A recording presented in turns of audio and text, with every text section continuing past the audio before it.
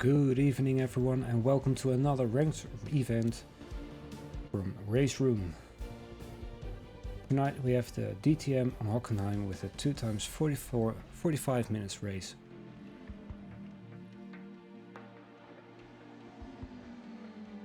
Servers are filling up very nice, especially considering it's a different type of race.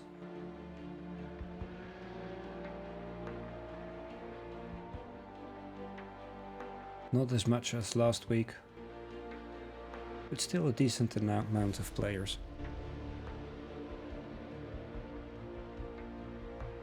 So let's connect to the Pro A server and see who's on.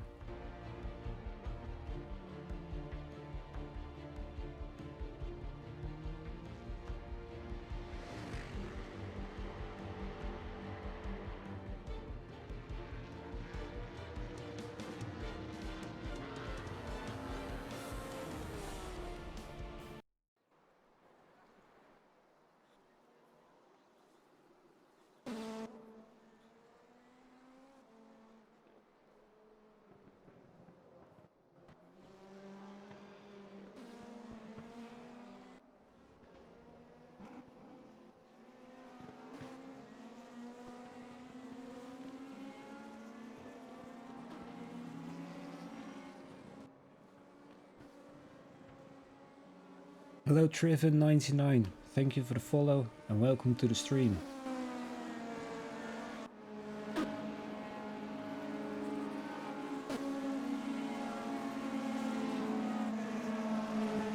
We have 33 drivers at the moment on the server. It takes a little bit to load them all in.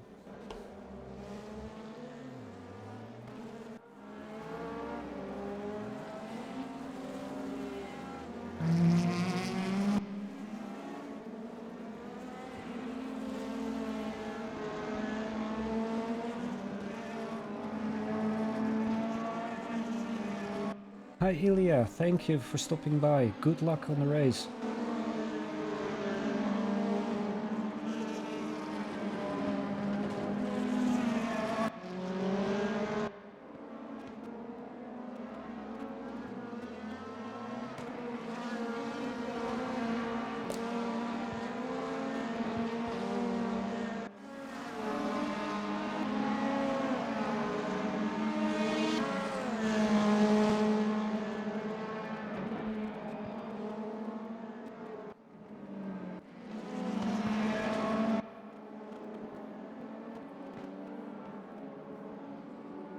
Hello Kevin and hello Paul.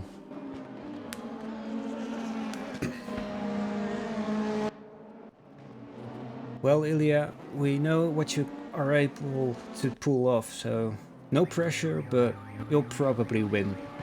At least get a high position.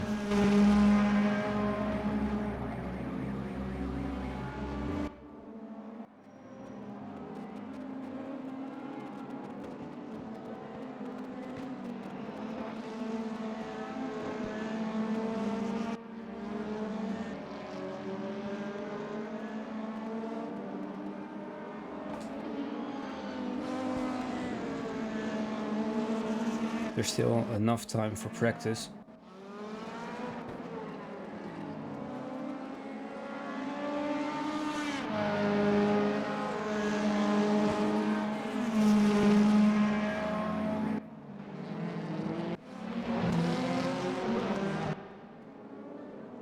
And let's see what the average strength of field is. Pro A has a rating of 1949.884 and a reputation of 97 average.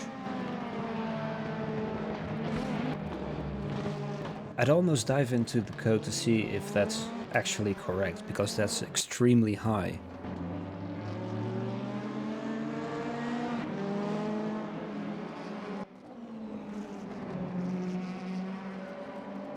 Well, that is true. Setup does matter.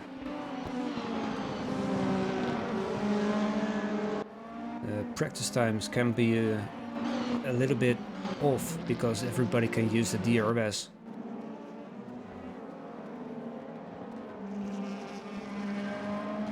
but during the qualification DRS is disabled, so we will see how many, well, what the spread of the field exactly is going to be.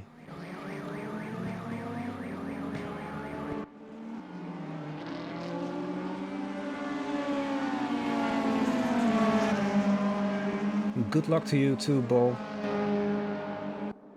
Just drive safe, drive careful, don't push too much.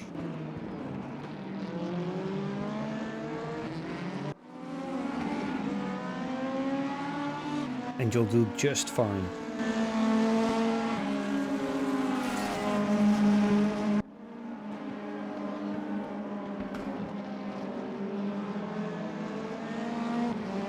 Hello Absolute Motorsport, welcome to the stream.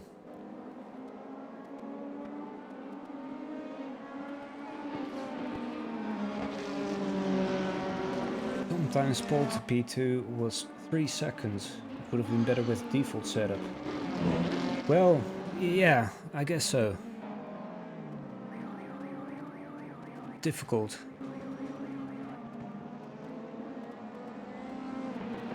The problem is with fixed setup, you get people who complain because they want to adjust the setup. And all the way with an open setup, people complain because they want fixed setup. It's always tricky to find out what to do. For me, the default setup works just fine. But at the very top, yeah, a good setup can definitely make the difference.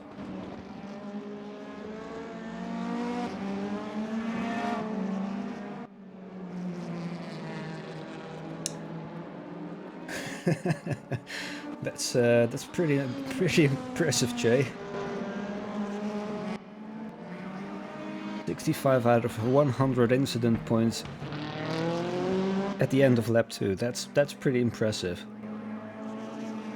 How many server spots? There are 34 server spots for each server. And currently there are, let's see, 139 players on 7 servers. There's still plenty enough space on the Pro C and the Rating C, the Amateur C and Amateur D.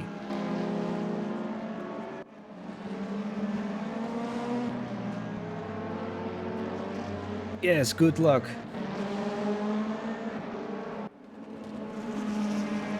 Thank you very much.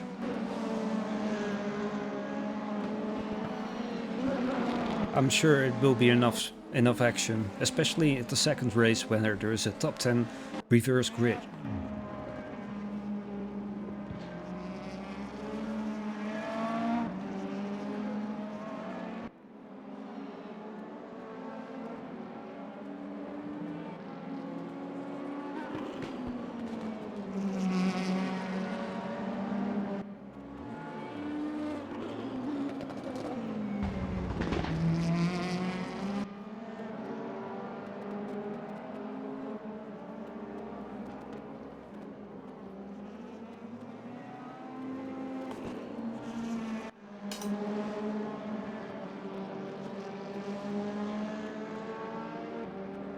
Ouch!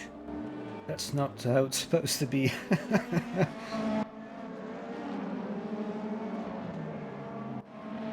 I would say that's more than enough fuel, Paul. It's roughly, well, it depends of course on the pace. I think for this server we can see a low 133. Oh, never mind, we've got 132s already.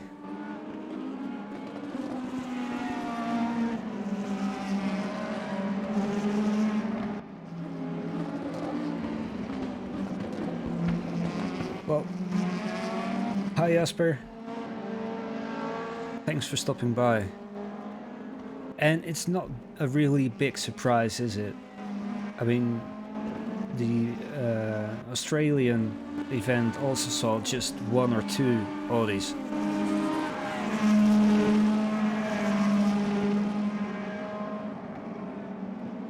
Looks like we still got a few flags missing. Quick refresh. And all the flags are in.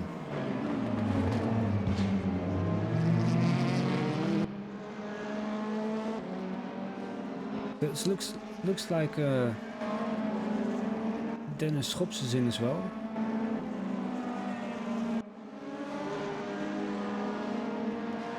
We've got Jarno Seekamp.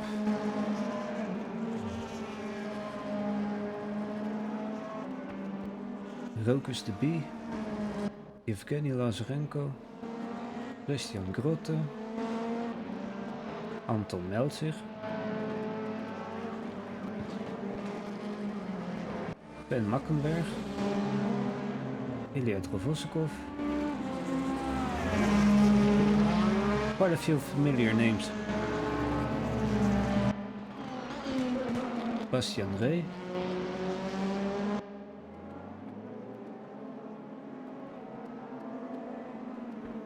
Max Pfeiffer.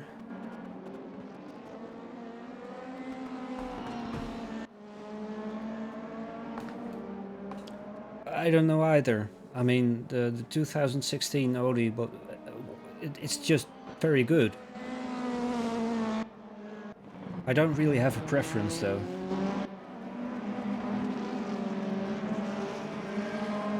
And maybe a few of them are just BMW and Mercedes fanboys.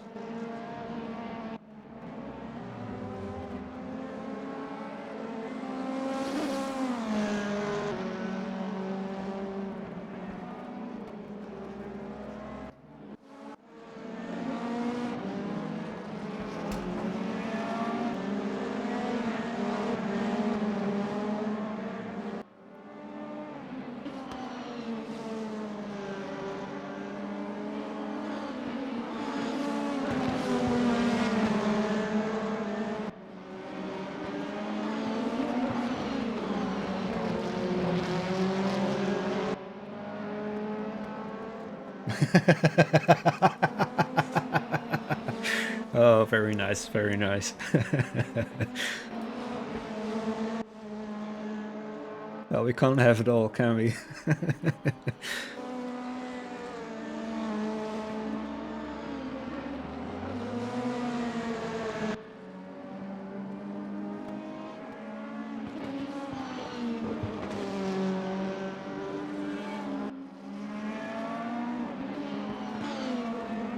The main problem with the 2013 car was that it was just a little bit... It's more like the 2020 car. It has a lot of power and quite easy to, you know, flip it. And bin it, of course. The 2016 cars, however, if you drive them with, well, just a little bit careful, and it's just alright. It's a lot of fun.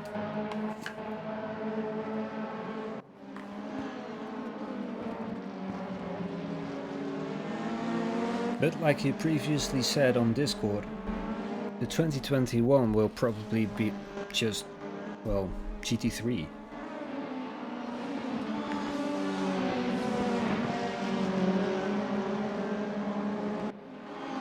And true, if you're really battling and you're in a fight and you overheat the tires a little bit too much, then it's definitely easy to spin out. But that's part of the game as well.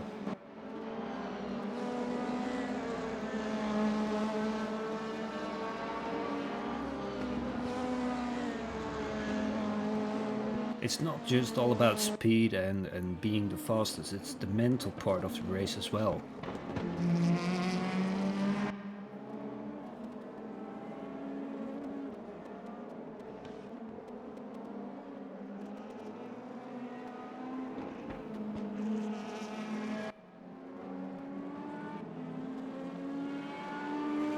Yeah, let's hope for the best. It's just a little bit weird considering COVID and everything. Last year a lot of events were cancelled and a lot of series were just, well, plainly put, boring. last minute changes, last minute cancellations. Hopefully that will be better this evening.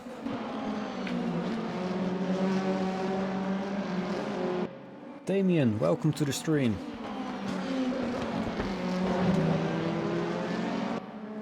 And don't mind the spamming.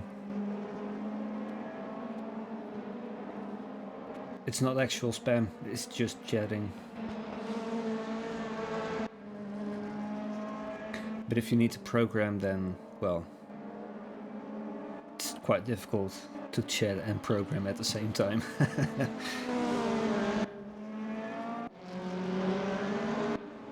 No problem, Paul. Good luck.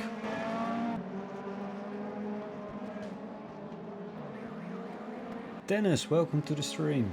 Good luck. So far so good, I would say.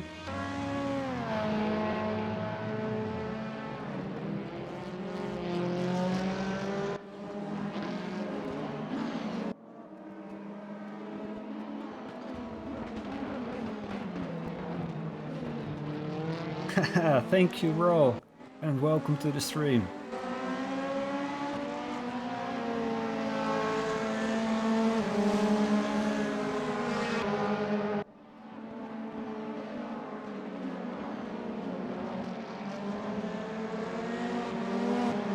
Moin moin. Were you driving as well? On ACC or iRacing maybe? Or did you just woke up? Ah.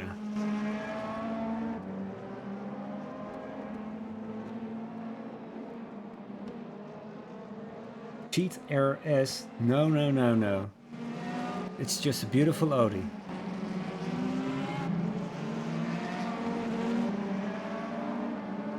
I mean, if the Audi was at number 1, then okay, maybe.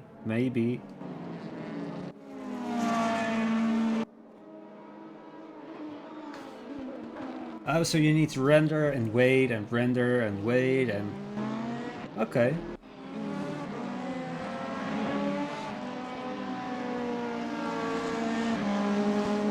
Well, looks like it, Dennis.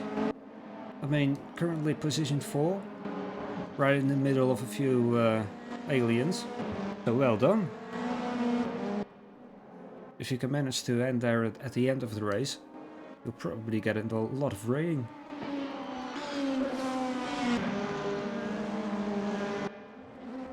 Driving later today, Sebring GT3s. Enjoy your breakfast, buddy. Thank you for the lurk. And maybe see you later. It's a 2 hour, well, 1.5. And we've still got, what, 20 minutes left? 20, 45. Yeah, it's well over 2 hours, so.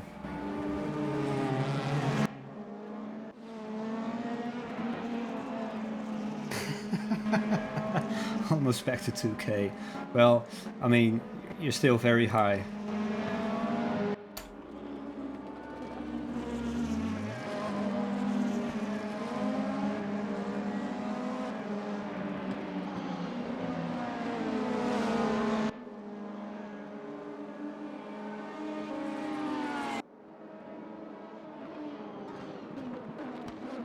And just to show off your rank,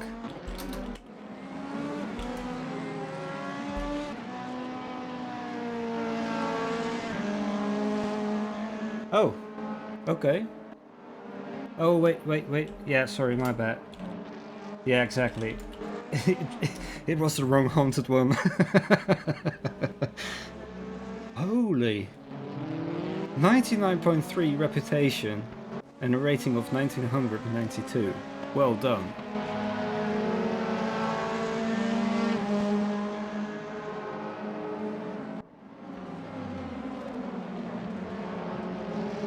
Well done. I'm gonna need some coffee to handle that. Oof.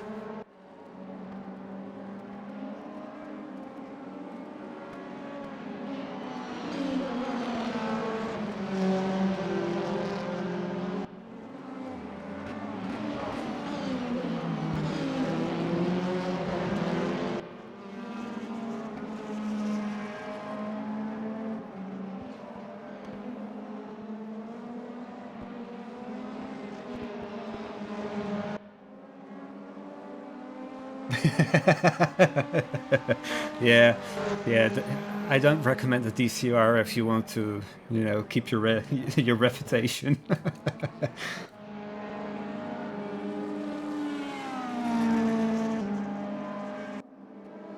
Pfeiffer Max, welcome. You're currently #1, aren't you? And yes, I do need some extra coffee. I mean, it's not like I think the race is going to be that boring that I'm not going to be able to, you know, keep the stream going, but a little bit of energy, yeah.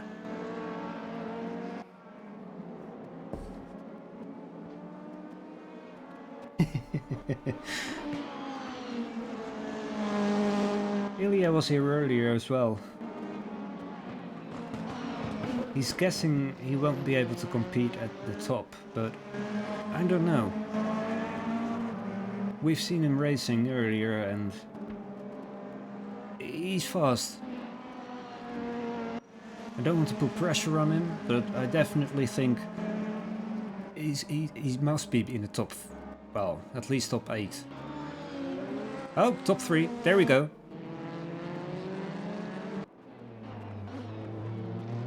Only half a second away from Max, so very close to Peter Kubowski as well. I drove with him yesterday and he won. Oh, okay. Well, that was probably during the race itself. Could be the DRS tactic he chose. And no, I don't think these times are close to the qualification times. DRS is enabled during practice, but won't be enabled during qualification. At most it could say something about the fastest lap times possible in a race where DRS is enabled.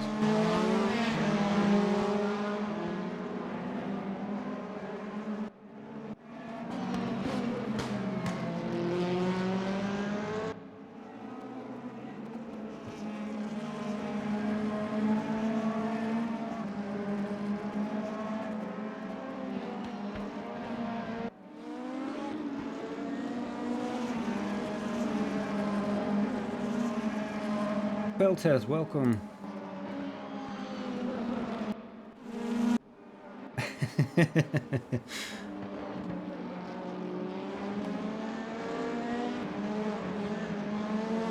Everybody likes the BMW.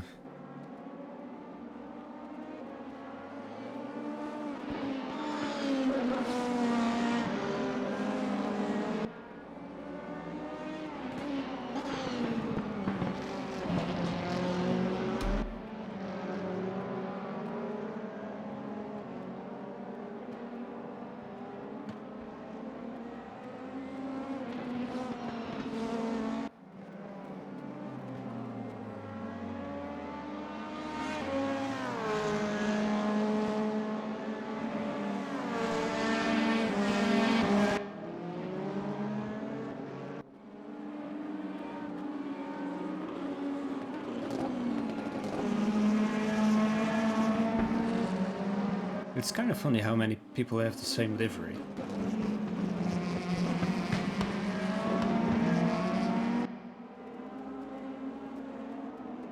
Meanwhile, Ilya's up to position 2 now. 0.444 away from Max, so he's getting there.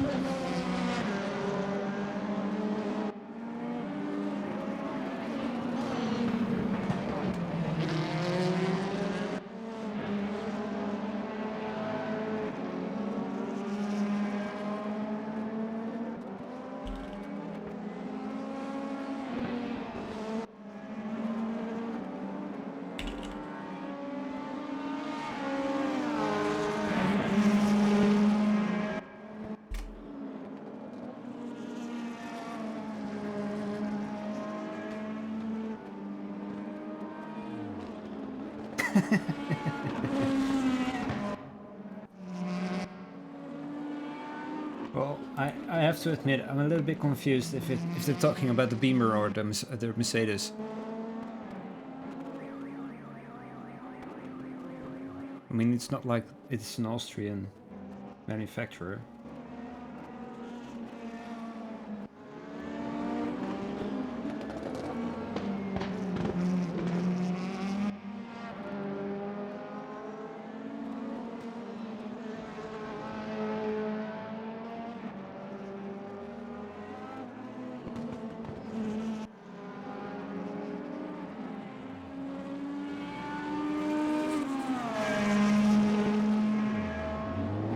See, another reason why I need more coffee.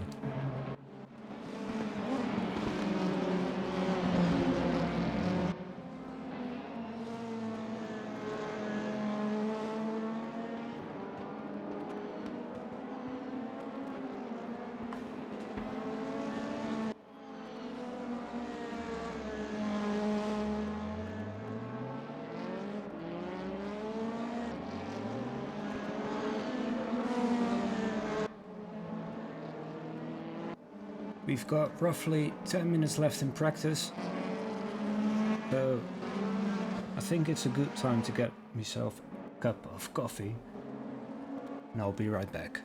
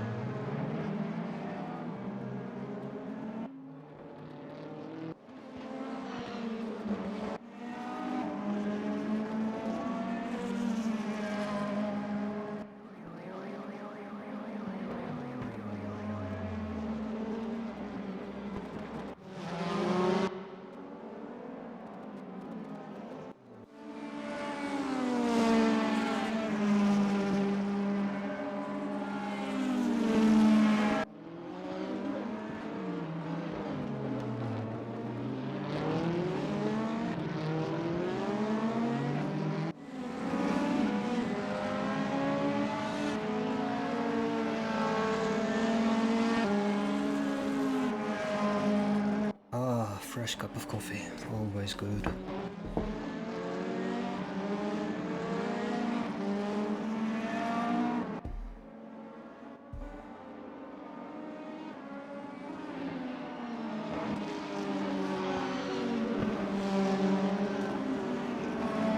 You can join the ranked service by going into the multiplayer browser and click on the checkbox that says ranked.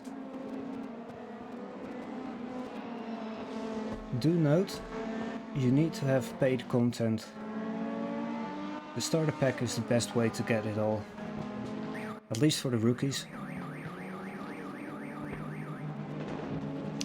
And if you get tired of the rookies, then you can use the Pro pack or the Premium pack to get all content.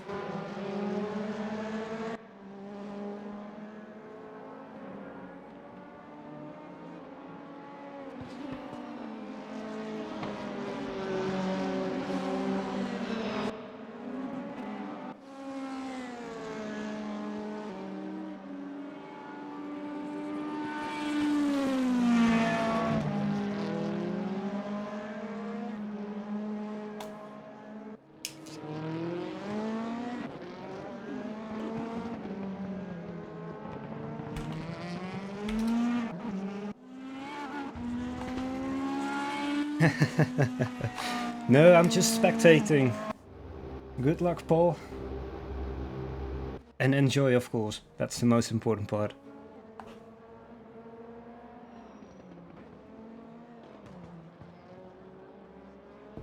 Check out the pits. Let's see if we can find out who that exactly is then. Not there, not there. Oh, too late. Sorry. Qualifying is starting.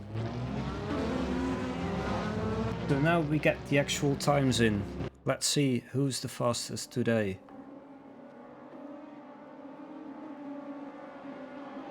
Everyone is eager to get a time in, as you can see. Almost everybody is out. Unfortunately, the track map does not work.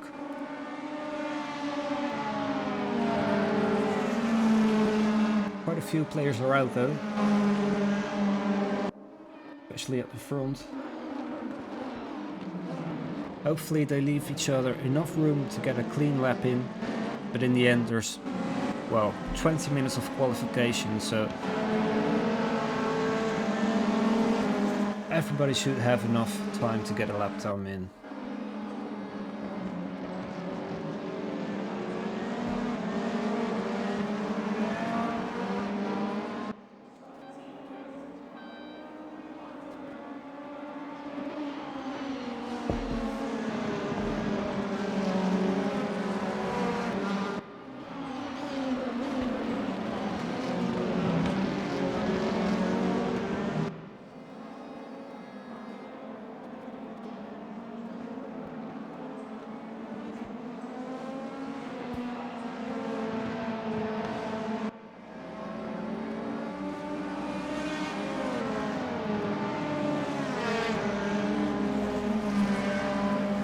We actually got close this time to the 10 chatters at the same time. We got to 8 chatters at a time.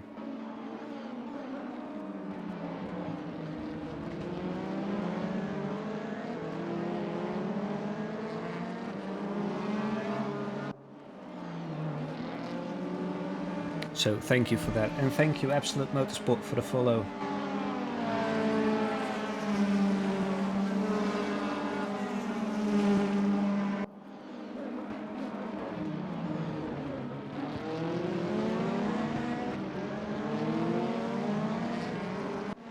First lap times should be coming in.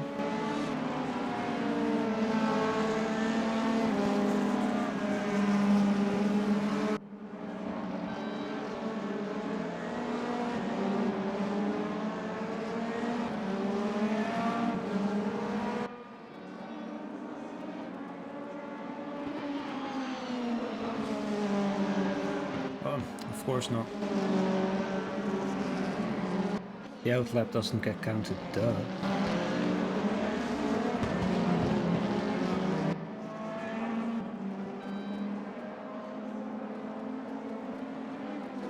You're very welcome, my pleasure, and welcome to the stream, Georg.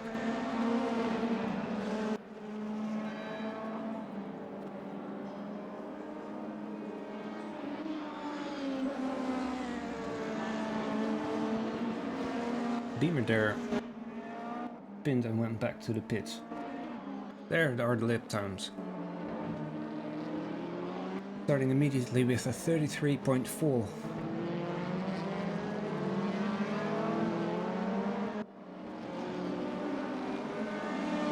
I think that's faster already than the Australian lap times.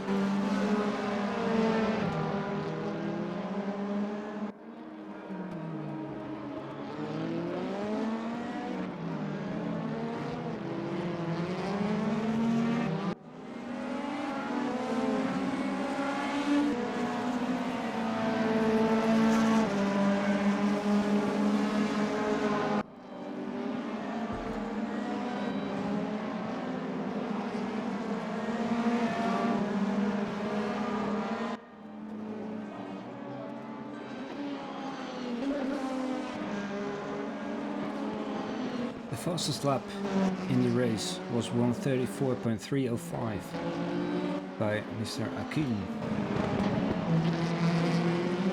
I'm very curious if we can go below that. I think so, but not entirely sure.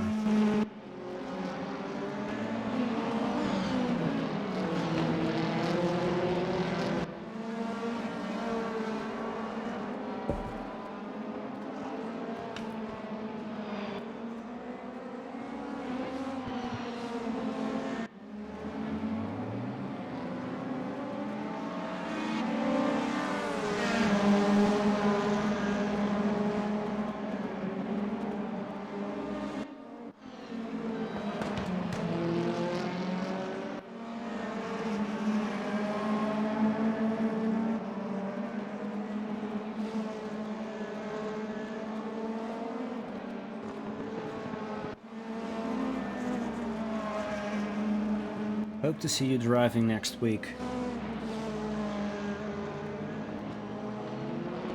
I'm pretty sure that one will be fun as well.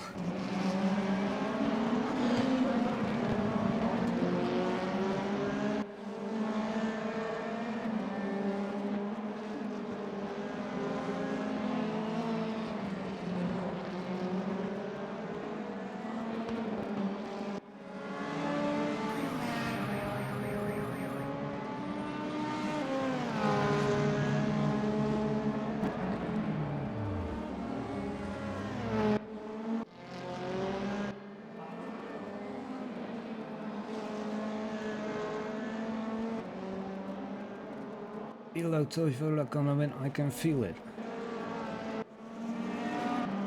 Really? We should almost make a bet. 1:33.058 by Max Pfeiffer now.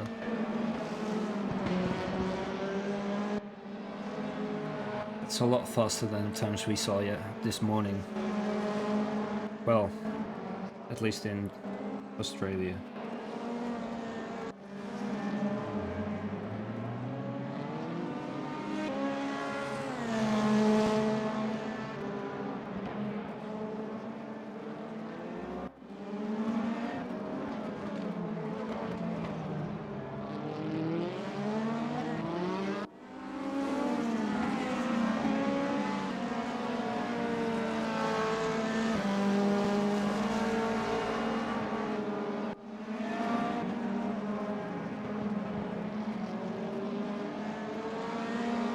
Yes, the peak today is 269.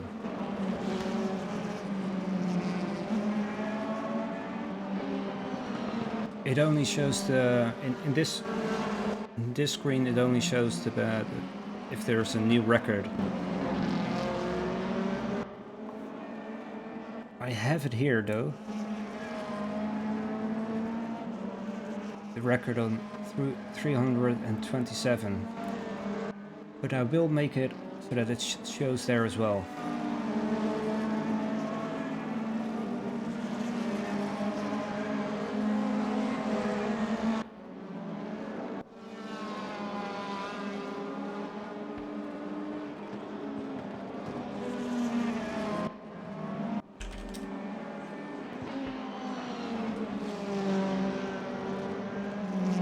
Yes, that was last week, indeed.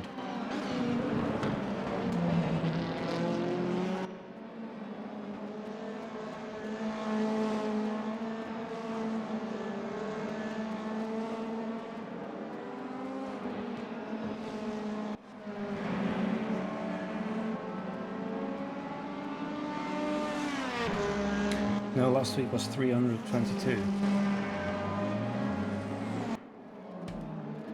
Confusing when almost every week the record is broken.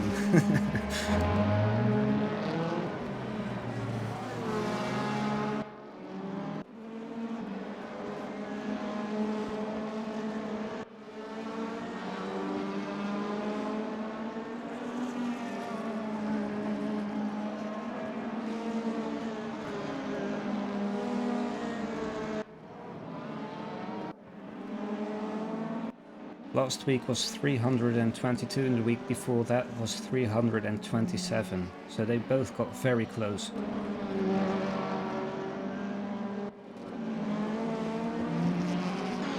Oh, Spa will definitely break it, yeah. Norp as well.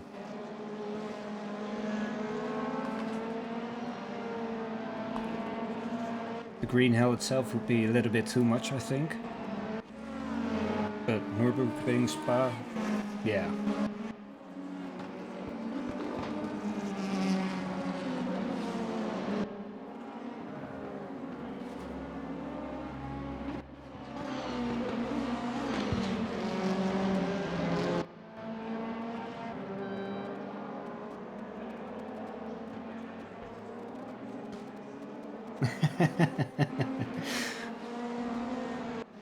Well, I mean, next week's combination is going to be awesome as well.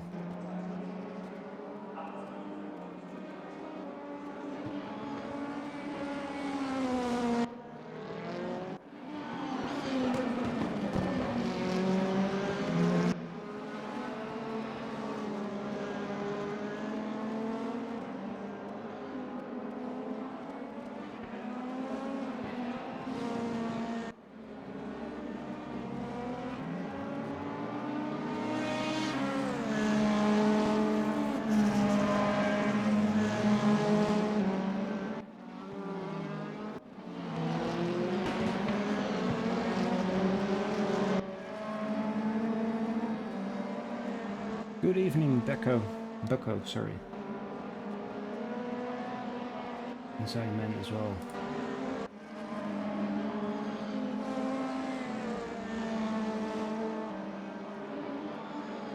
The Australian race this morning, yes, that was a fun one.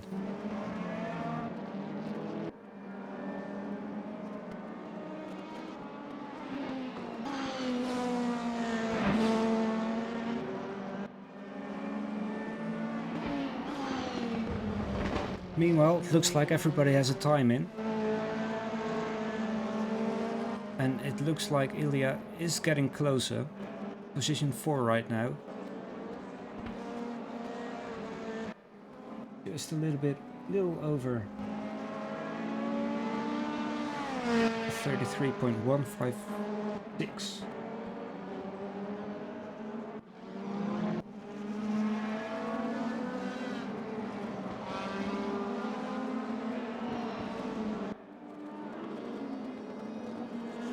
I'm not sure actually. I think it depends on how much speed Max is able to get in the first lap. But once the DRS is enabled,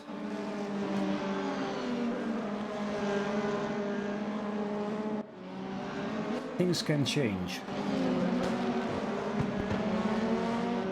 And then of course we have the second race with the reverse top 10 grid.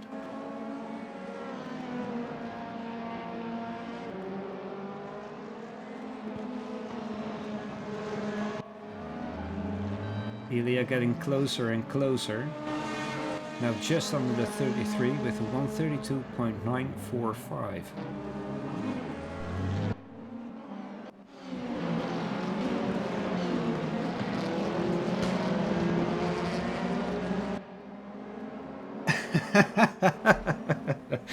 Well, Green and want our money. We want leaks. My mouth is shut.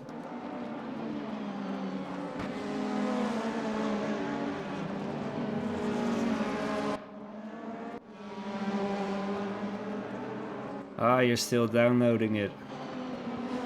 It's always nice when there is an update available, but not so nice if the download system is, well, not really working.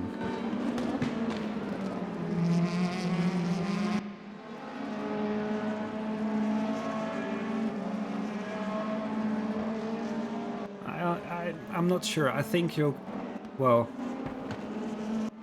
yeah, I think you're going to like it.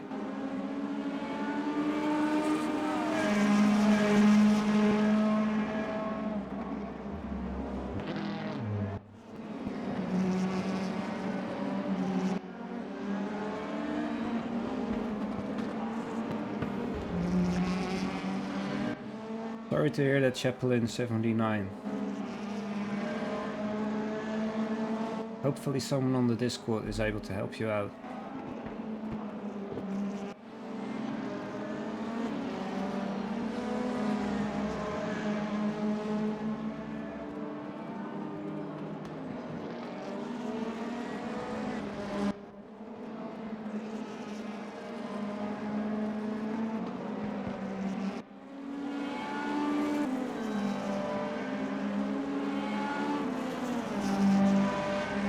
Premium pack is 9,999 VRP if you do not have all the content yet. So it depends on how much content you already own, and you'll get a discount.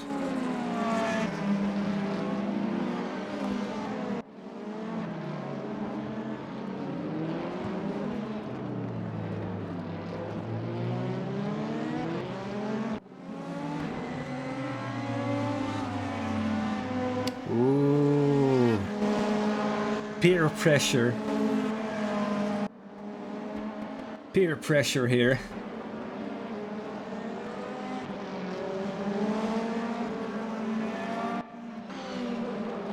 Admittedly, I wanted to do a VRP giveaway at some point, but I wouldn't wait for it.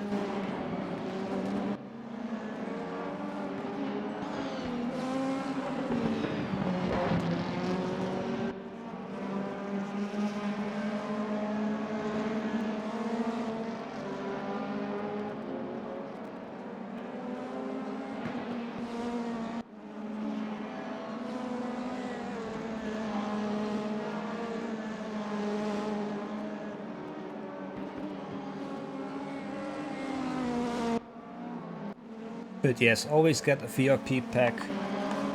It's by far the cheapest. Best bang for buck.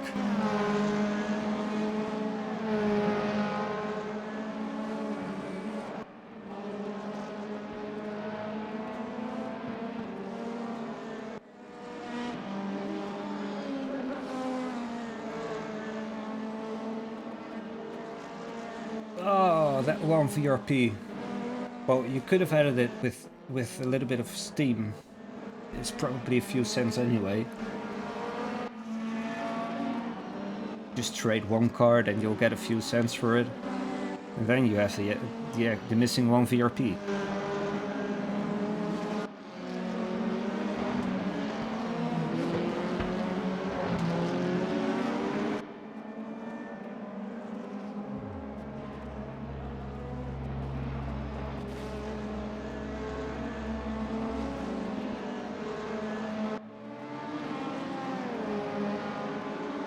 Tricky99, thank you for the follow.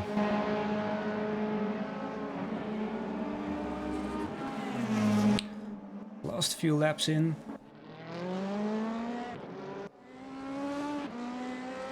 Still 0.2 second difference between Max and Ilya.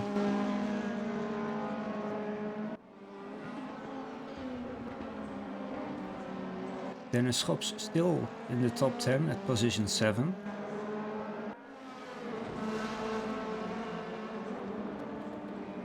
It looks like there's going to be a few groups.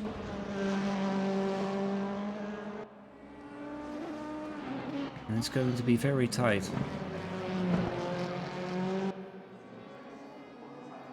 Top 4, numbers 5 to 6, number 7 to probably 10 or 11, numbers 12 to... oof, well, kinda depends on their consistency. Let's check it out.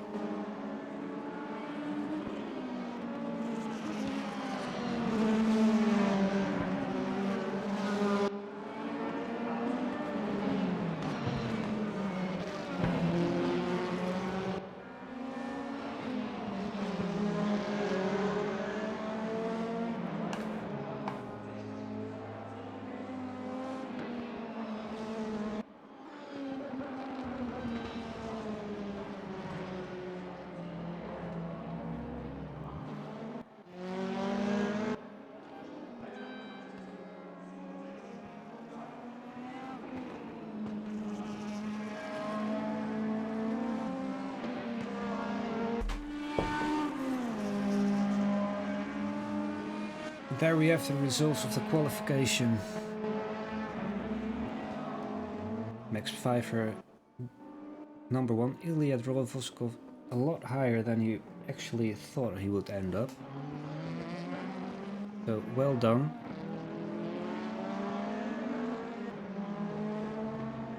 Dennis Schops at position 7. Ben Makkenberg, number 10. Jonas Seekamp, number 10. Sorry, number 9 and number 10. A lot of familiar names.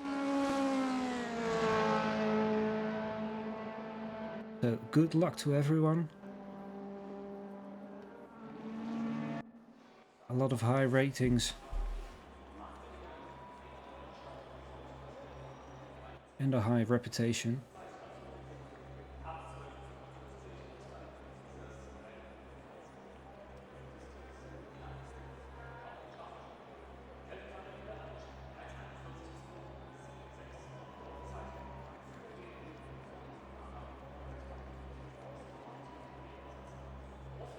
Yes, hopefully it is indeed a clean start, clean turn 1. Hopefully a clean turn 2 as well.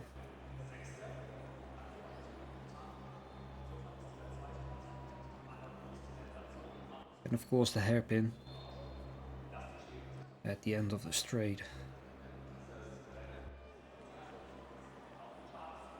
Alright, all drivers are there. Let's get this party started.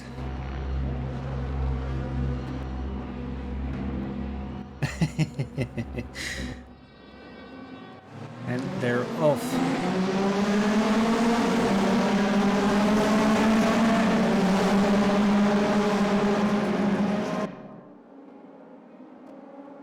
So far looking good. No crashes yet. Pretty wide, as expected.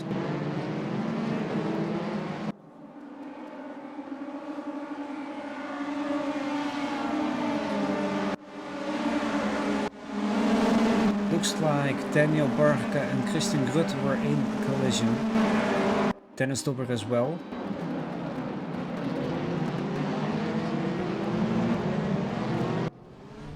Hairpin relatively good. Oh. Peter lost control of the car. So he lost a few places. And Dennis Dobber is having some trouble as well. So far so good though. Only a few minor incidents. Of course the obvious slowdown penalties for track limit abuse.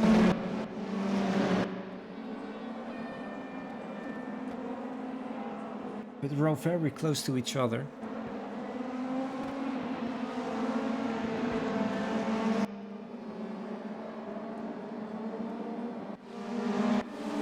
Dennis Schops had a very good start, position 5. Jonas Seekamp as well. able to keep their position.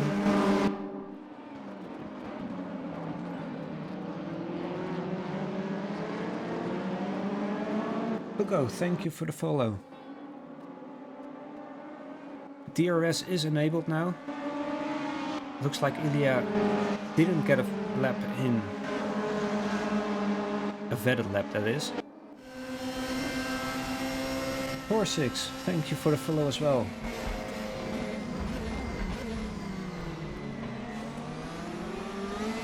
Oh, looks like there was a collision there.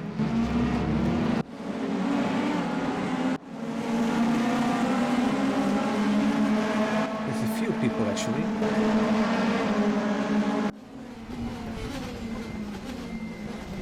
But it happened all so fast, it's really difficult to see it with only one spectator mode enabled.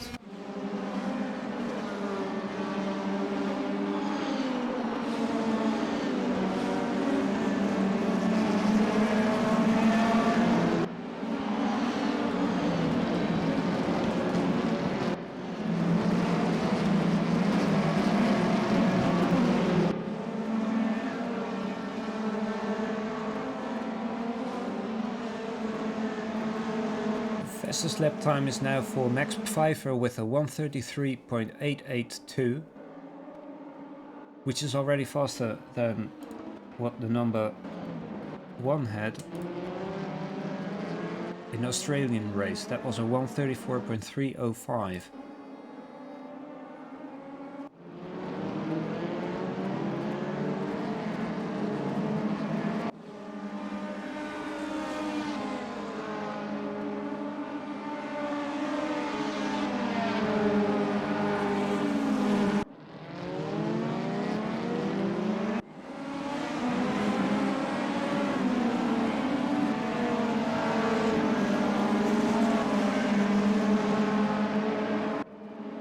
Ilya has the advantage of the DRS, but has to put everything to the max to get close enough.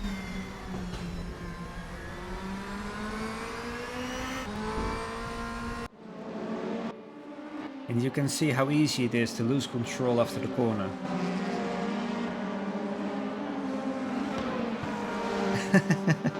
Well, usually the slowdowns aren't that much, but in this case everybody's looking at the track limits.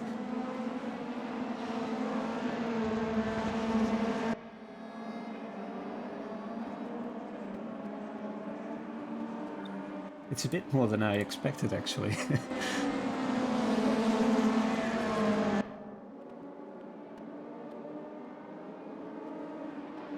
Doesn't look like I can disable that.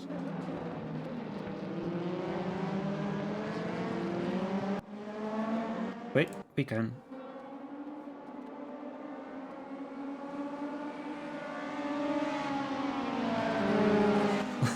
And it's a good thing I've disabled it, because there are literally 7 slowdown penalties at once.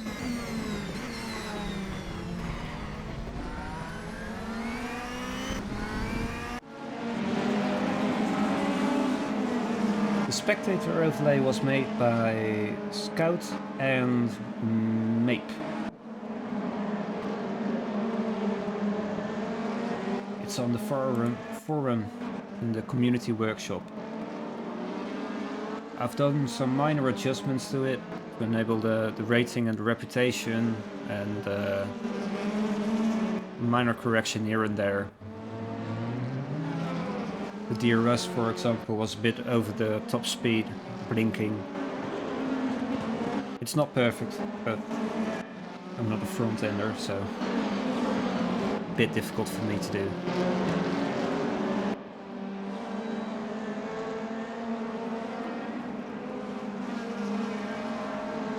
So far everybody is still in the race.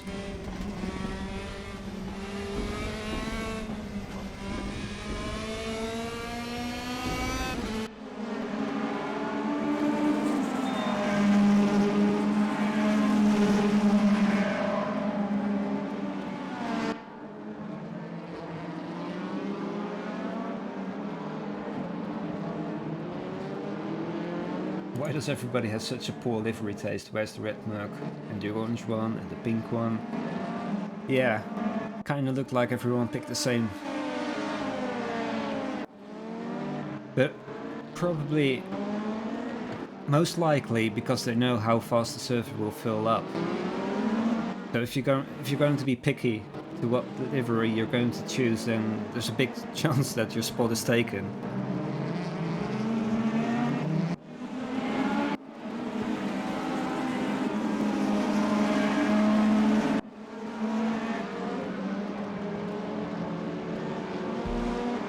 We're all still very close to each other. Big difference compared to the Australian race.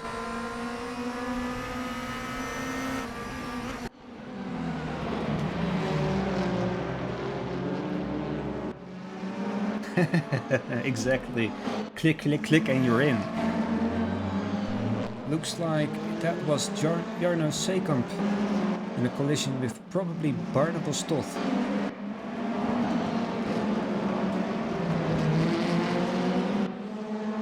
Oh. Some touching here and there.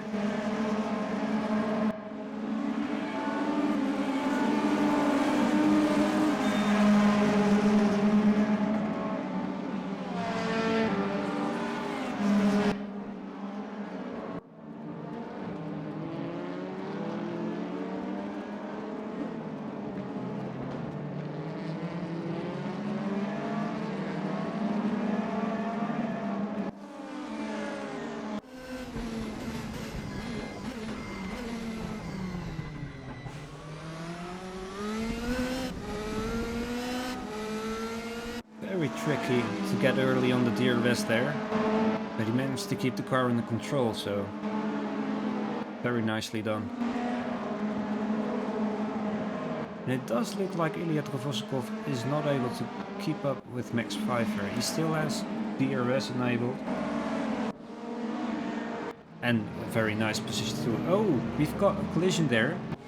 It looks like it's Johannes Hakkel that is stationary, and Victor was in there as well. And it kind of looks like Daniel has a puncture.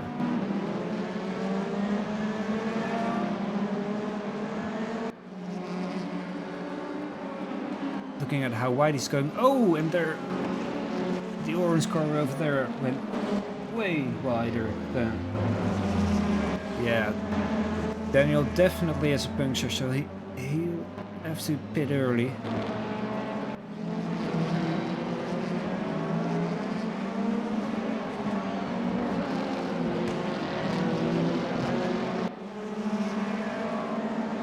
Hopefully he's able to get into the pits without any further problems.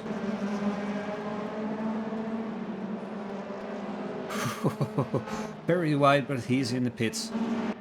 And it looks like Barnabas Toth was lost control and was stationary for a while. But he managed to keep his position.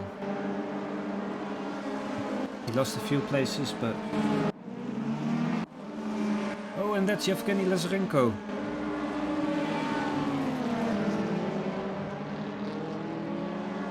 Safe rejoin, luckily. Not sure if he was in a collision or if he had DRS enabled too soon and lost control. Nice overtake there by Peter Solossi on Jarno Seekamp.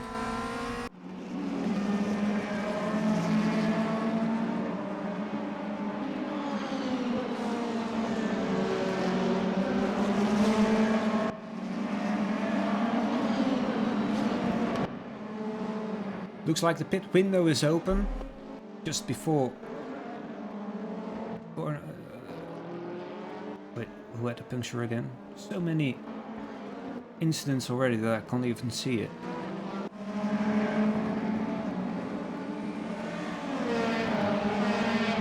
Not sure.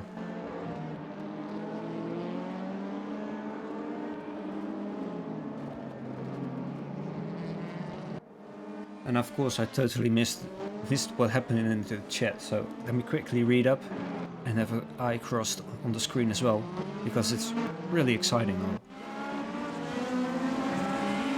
DTM is dude touched me. That's a nice one. Clean overtake here. Unfortunately, the auto director did not want to watch that.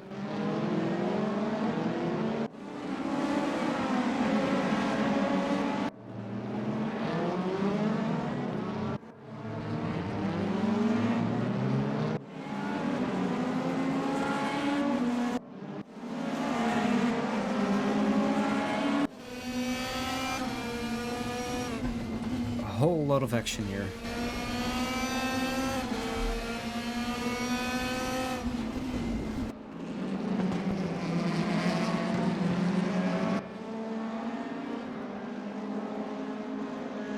Ooh, possible spoiler in the chat.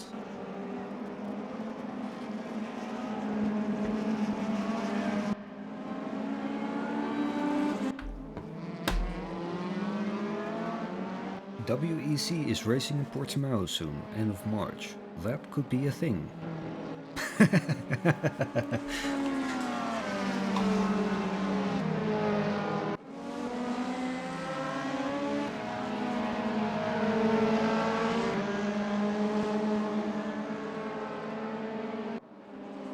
You promised us DP/GTRT. I am waiting for so long.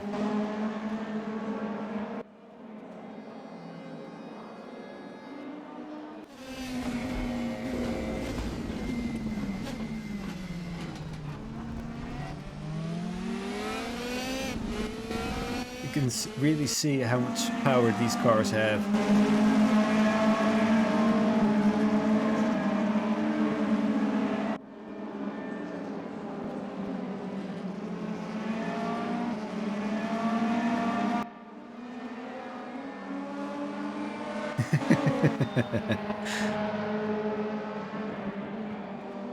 Ilya seems to have come closer to Max. The DRS seems to help. He was a second behind and he's now closing in on 0.3 of a second. So that's very good driving actually. DRS is enabled, so now he can get closer.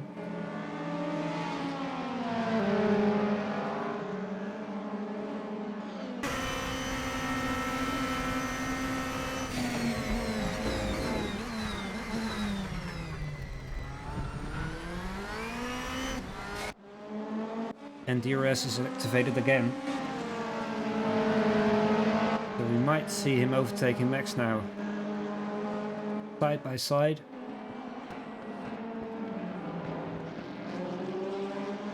It's tricky because they both have the same livery.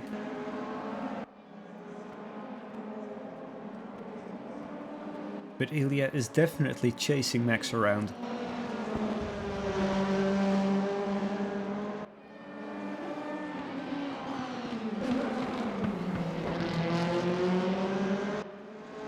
Oh, it looks like there was a collision at the back.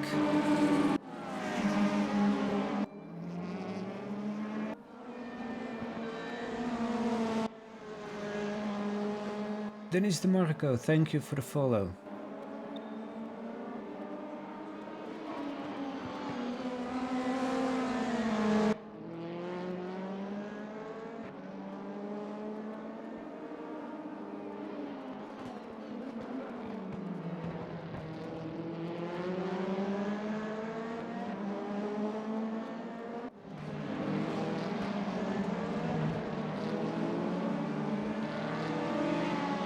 It looks like Sven Mackenberg has done his mandatory pit. It's the first one. Kevin, thank you for the 100 bits. Ooh, Ilya is really getting closer. He almost overtook Max, but Max got the position back.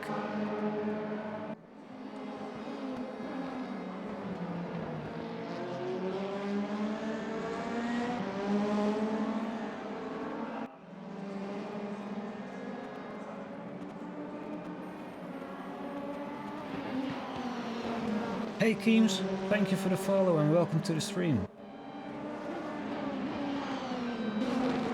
That's been a while.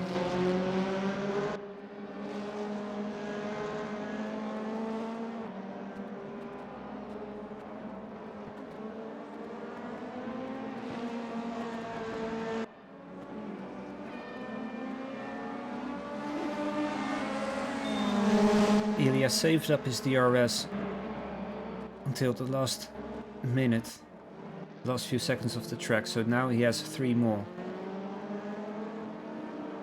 And if he can get into the drag of Max, then he might be able to overtake him and have additional DRS. Yes, they need to do 1 mandatory pit. At least their tires have to be changed.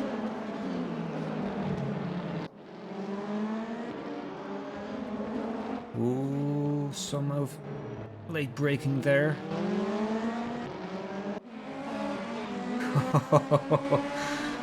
They are so close on each other. I mean, let's not forget there are a lot of battles going on right now. But I do think this is one of the most exciting ones.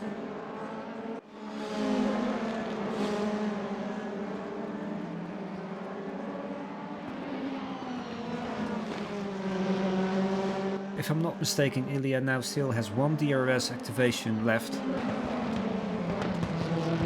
Kevin, thank you again for the 100 bits. You're explosive, thank you for the follow and welcome to the stream.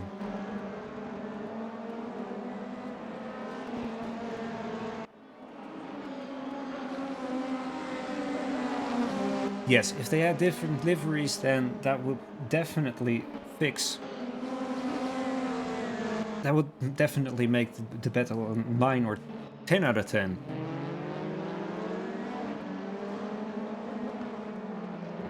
But respect to Max as well, because he doesn't even have DRS and he's still able to get stay in front.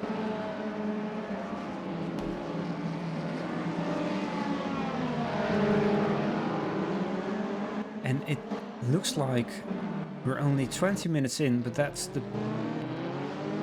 They're already going to be lapped.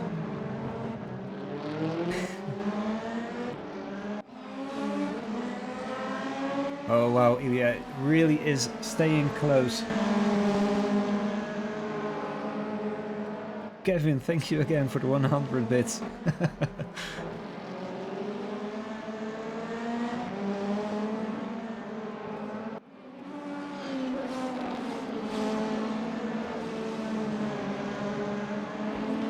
A few more pits are in. Kinda curious when these two will pit. Will they pit together? Ooh, Ilya's tires are reading up.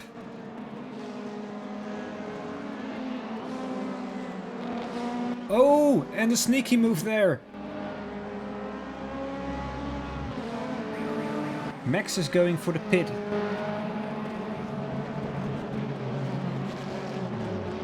Oh, that's a sneaky one. That's definitely a sneaky one. I did not see that coming. I thought he was going way too fast. Alright, now we'll just have to wait a little bit and see when Ilya is going to pit.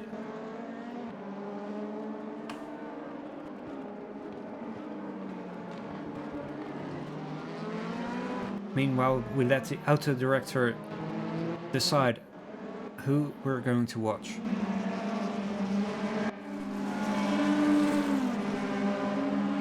Just because it's very difficult to keep track of all these battles here.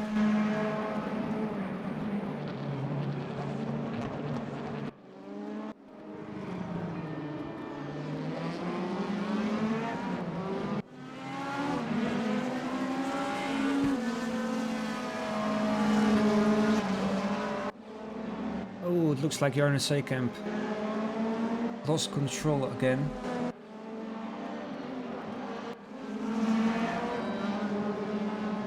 At some point, if you keep pushing, tires will not be happy with you.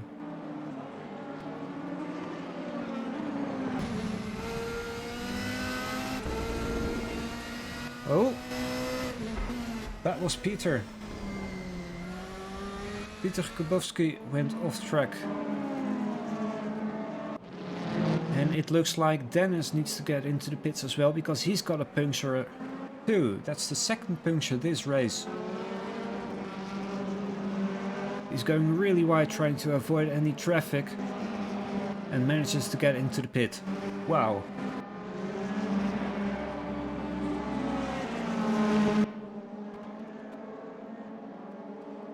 Max is again the leader. Ilya is in the... not in the pit.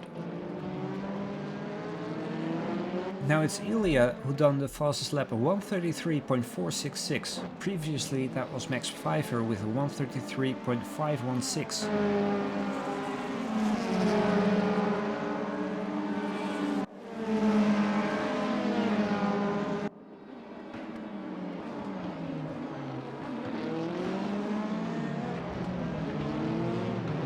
A little bit wide there, but now the chase is on again.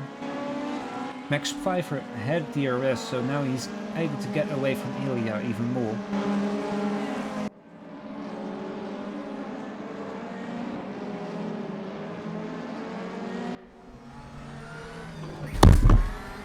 So sorry about that. My microphone just went poof.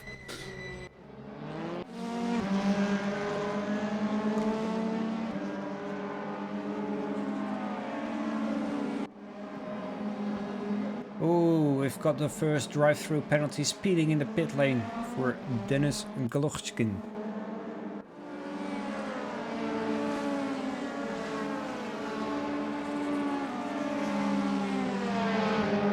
Well, it was very close, I almost fell, but it was just a microphone. One of the cables got stuck. Hopefully no ear damage. Get me one of what Captain is drinking. Well, that's quite easy actually.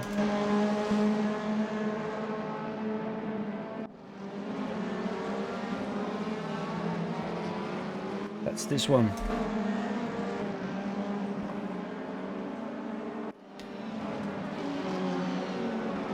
Another drive-through penalty for speeding in the pit lane for Ilo Toivola. Ooh, somebody betted he would win. Somebody is losing a bet. Christian Lambrecht, drive-through penalty as well.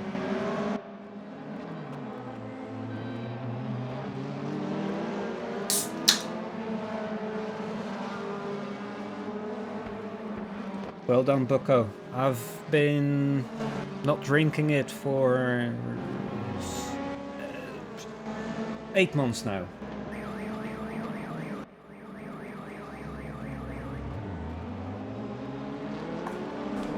That is indeed a cold coffee.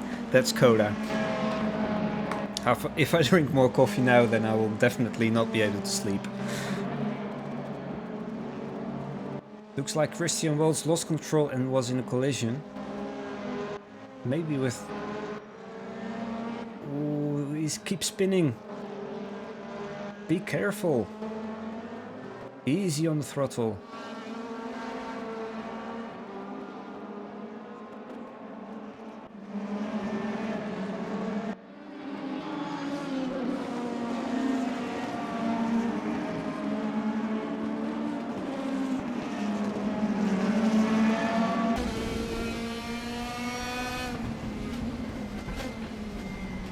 Oh cool, thank you all very much. We've got 10 people talking at the same time.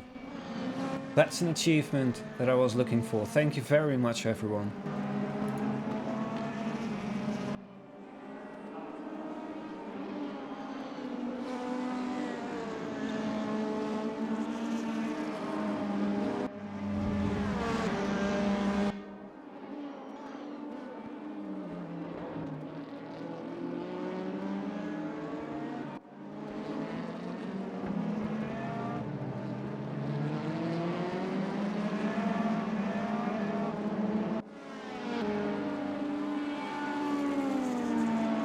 Nice overtaking here. Pretty wide.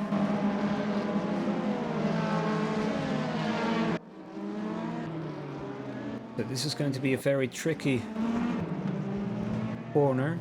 Stu went wide. Stu almost lost control, but looks like it's okay.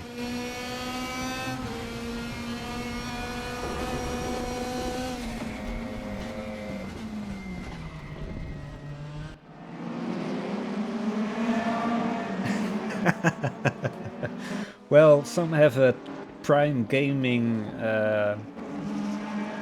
thingy, and some have indeed a VIP badge, and some have all kinds of badges. Some are subscribed, some are VIP, some are bits leader. Kevin.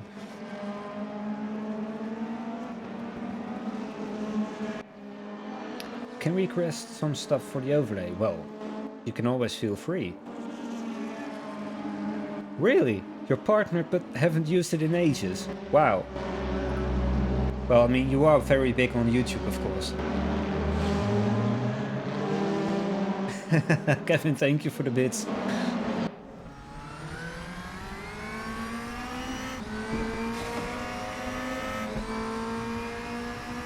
Well, I would like to push for partner at some time, but the achievements you need are a little bit out of my reach.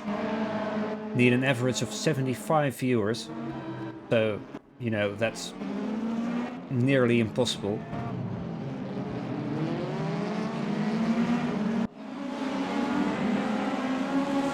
But I am very happy with all of the viewers that are watching right now and have watched in the previous streams.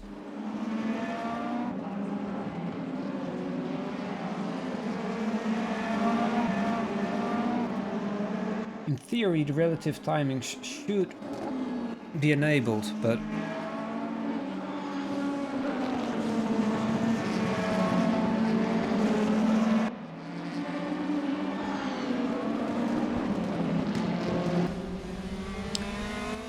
I think this is what you're meaning in the TV tower. Is that correct, Jesper? The difference between this and that. This and that. I personally like this a little bit more because now I can see the actual... Well, I don't have to calculate the times in between the drivers.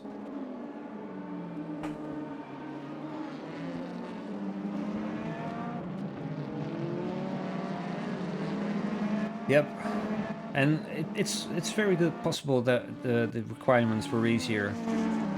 I think these requirements are since a few years, I think 2 or 3 years.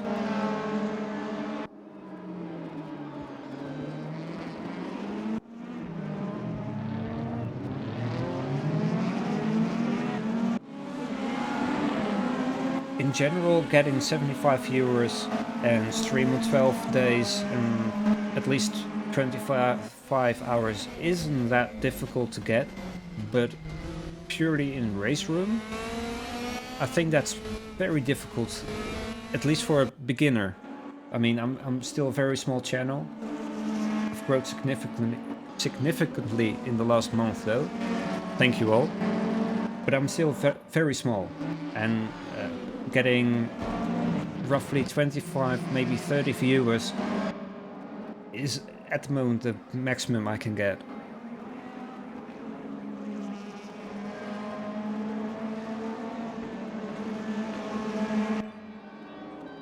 Green Chef, thank you for the follow. Oh, the sounds of those DRS is enabled.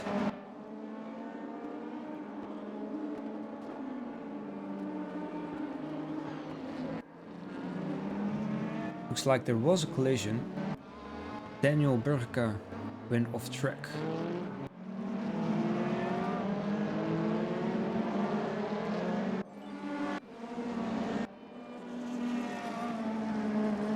Ivona, thank you for the follow.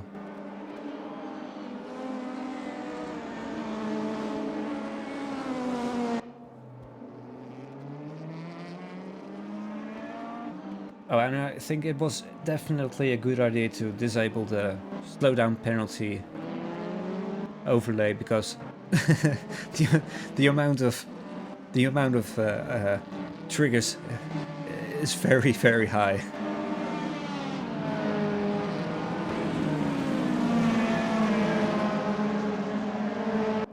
Yes, mostly.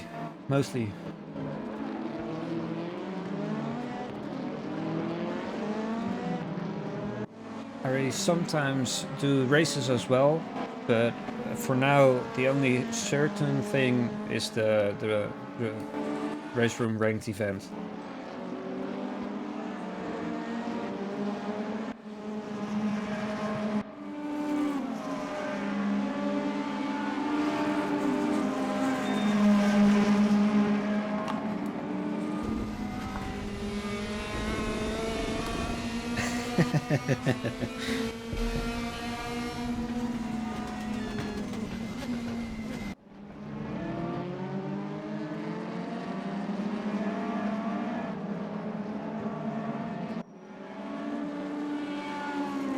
And I do understand what you mean, Jasper. I think that's going to be a tricky one to show in the current layout. It's already pretty crowded right now, and I'm not quite sure how to do that. It would eat up a lot of data and probably require some additional programming. But I do like it, that's for sure.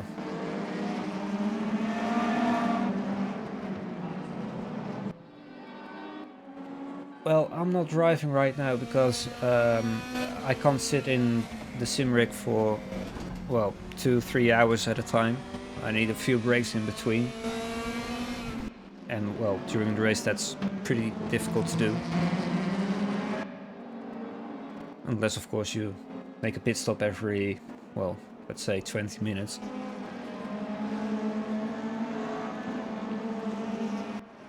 So the endurance races are too long for me, and I noticed that nobody was streaming it, at least when I started doing it.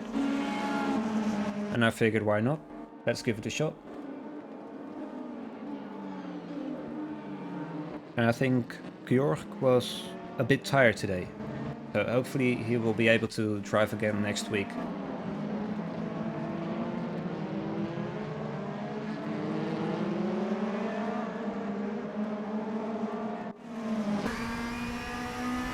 Well, I guess that's the difference, Jesper. You didn't really want to get too much viewers at the same time as well.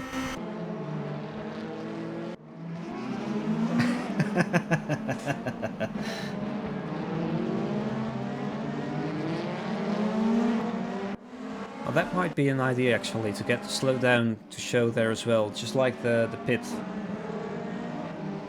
Have an additional, like, red bullet right there. But it would be difficult to show how much and how long their slowdown is.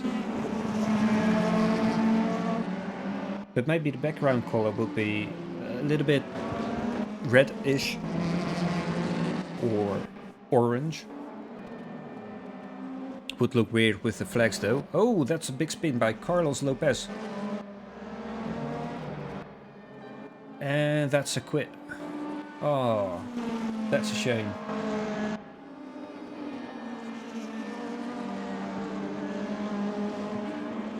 I think that's one of the few who actually had to stop. We are... Oh, we are down a few actually. Looks like Anton is out as well. Just after Carlos. That's a shame. Yeah, definitely. If you see how many slowdown penalties there are, it would be a Christmas tree indeed. Yeah, that's a good comparison.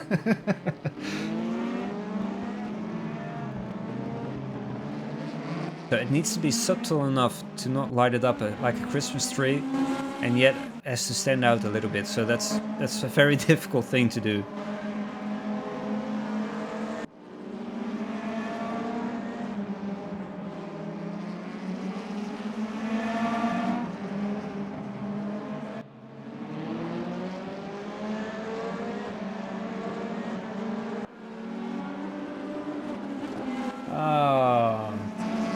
That's a real shame.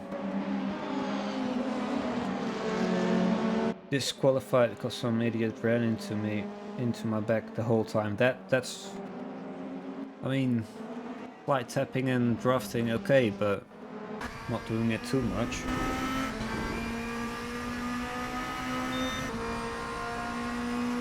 Well, do note, Jasper, the API. Oh, Janus was in a collision as well, and now spinning on the start-finish straight. Ease up on the throttle. Be careful. There you go. That's better. Okay. Do note that the Spectator API and the Player API is going to be very different from each other. Ooh, spoiler, Björk. Spoiler.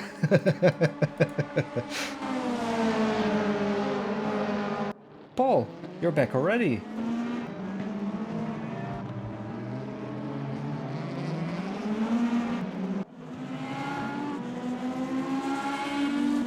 What if it only flagged them when they were only over a certain time variant? Well, unfortunately, I don't think I can see how much the slowdown penalty actually is, just that it is a slowdown penalty.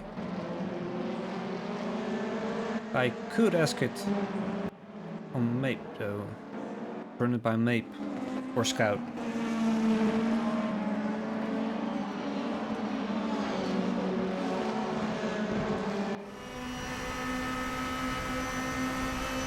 And of course do some, well, try some stuff out myself.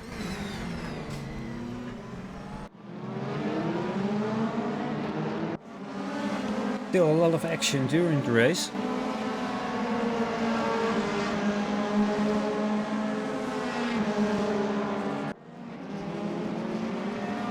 Max Pfeiffer is leading with a 2-second gap to Ilya. Oh, we've got a few slowdowns and went off tracks. It's lighting up like a Christmas tree.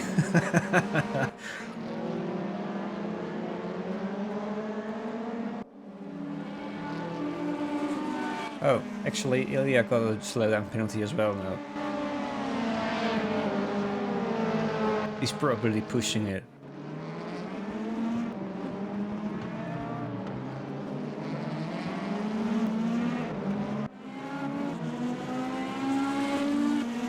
Well, there's something to say for both. I mean, the spectators have more time to process everything, while the players themselves are, well, usually busy driving. So the web HUD could indeed show more information that the spectator is able to see. But then it will be up to the player themselves to find out, or they need actual some other player or spectator on site or remote. But that will cause extra lags. It's complicated. It's doable, but complicated.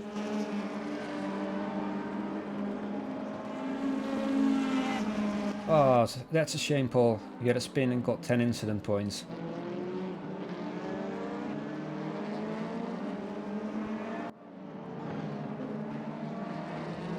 Well, the SimHub software is nice, but it's something else entirely.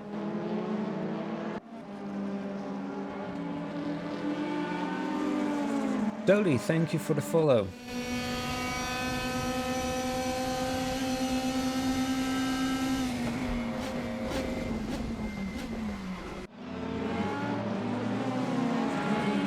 Yeah, true. Race director info should be available for anyone. In the best case scenario.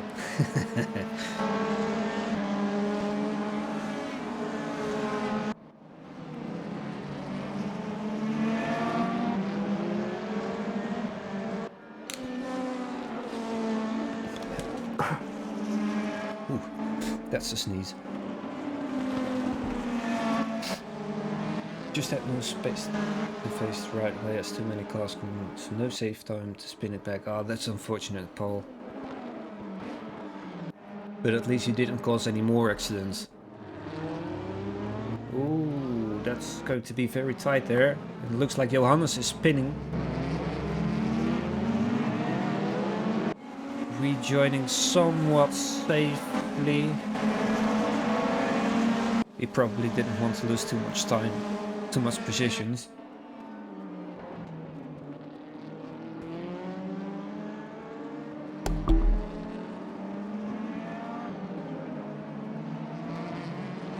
Admittedly, Edmonton, what happened to you, that's just, well,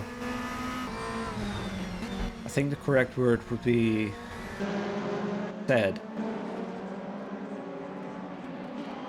That should not have happened.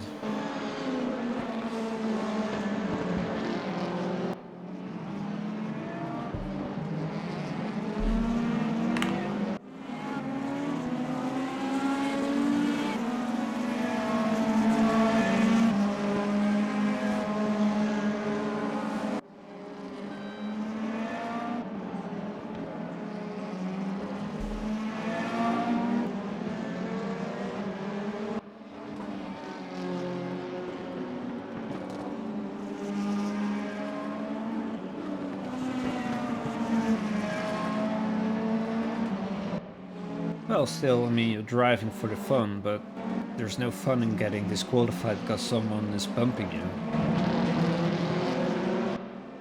But you should be able to get in the next race though, right? Last lap now.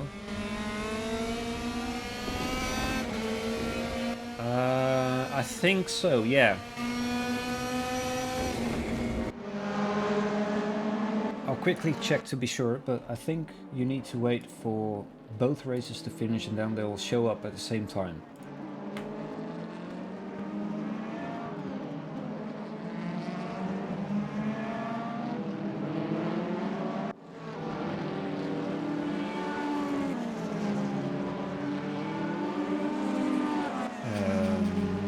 Quickly check.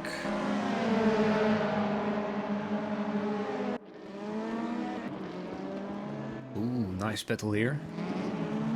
Ballant was able to overtake Sebastian. Sebastian closing in. Oh, looks like somebody was... It's Jarno Seekamp being stationary. But manages to keep his position in position 15.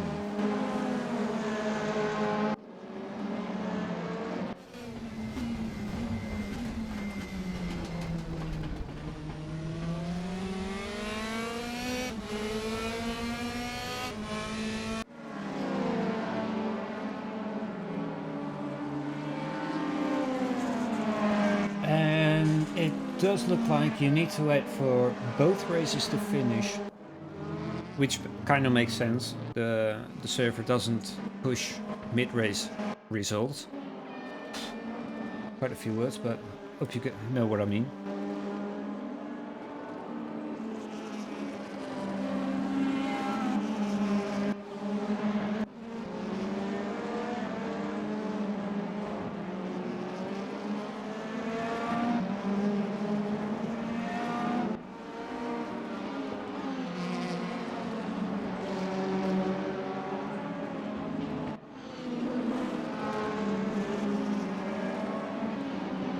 Wow, because of the pace of Max, there are 30 laps. Not 29, but 30.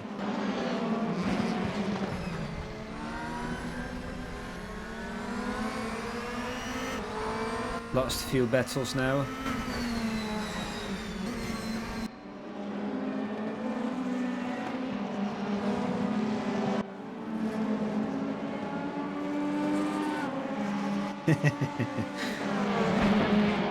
Well done, everybody.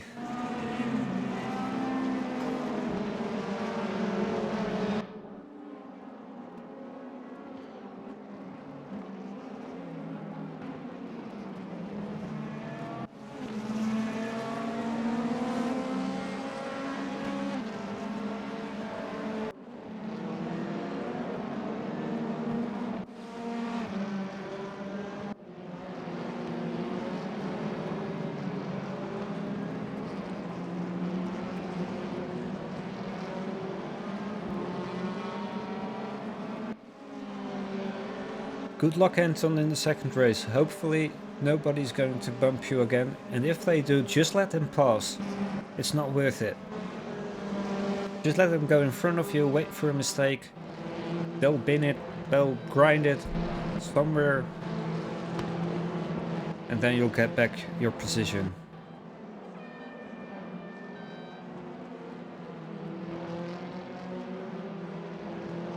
I certainly hope so. There we go, the results are in. Race winner Max Pfeiffer, fastest lap. Max Pfeiffer with a 1:33.168. Juliette Vosikov very close with 1:33.191.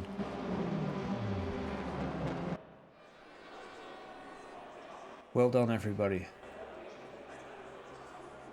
Now we need to wait a few seconds.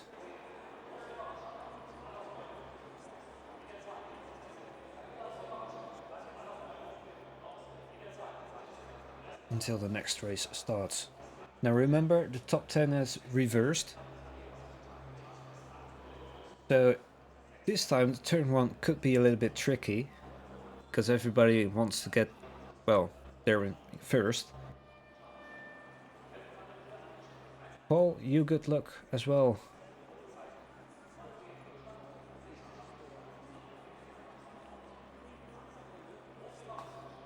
All drivers are on track. Almost all. There we go. One more.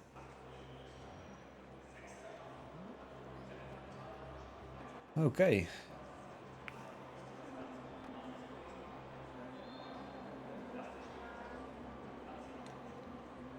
And the lights are off. There they go. Good start for almost everybody. A little bit bumpy on the first corner, but so far no big crashes, no big incidents. A few went off track there, but that's all. A little bit of bumping, trying to get into turn 2.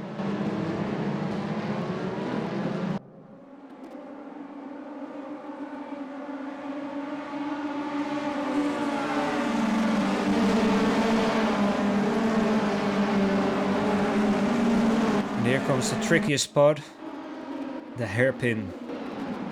Looks like 1 or 2 people might have overbraked there. A few bumps here and there.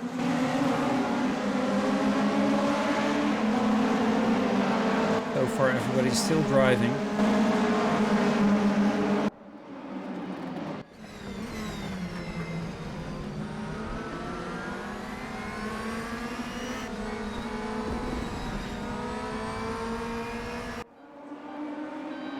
Ooh, we've got a spinner first.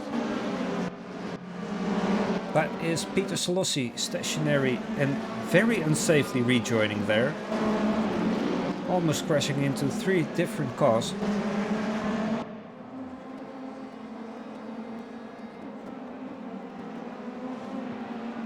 That's not how it's supposed to be. Jamie Estremera also crashed.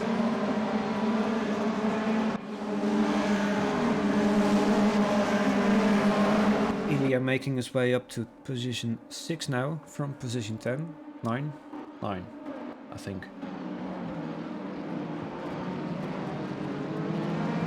DRS is now enabled.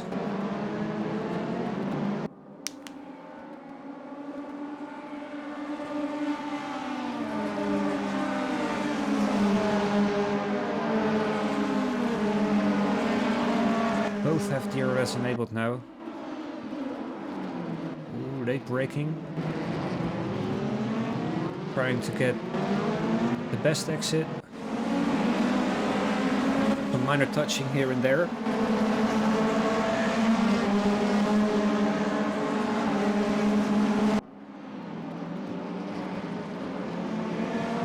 Dennis Schop still in position 2.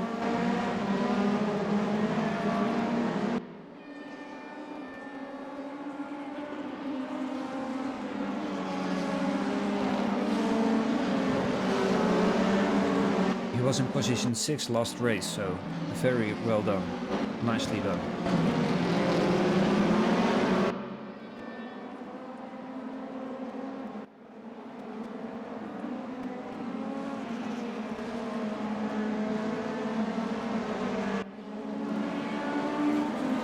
we've got a few slowdown penalties for track limits abuse, but other than the few incidents we had previously, no big ones.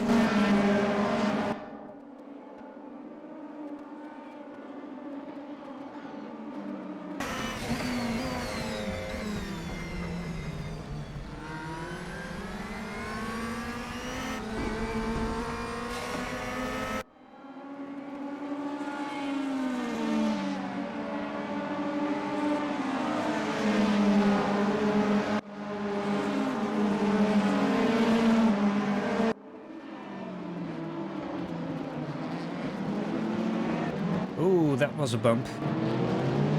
Multiple bumps. No damage though.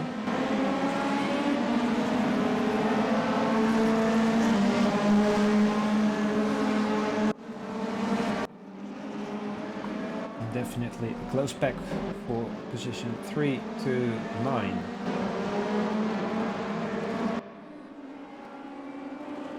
Well, 10 actually.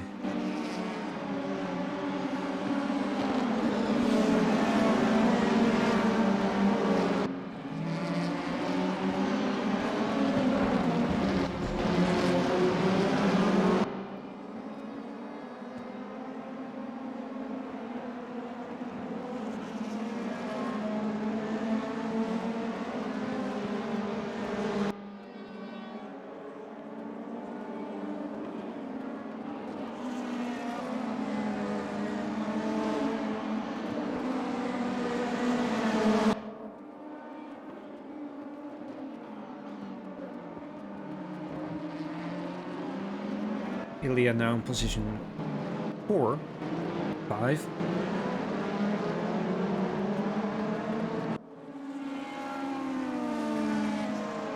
DRS enabled. Nice train there.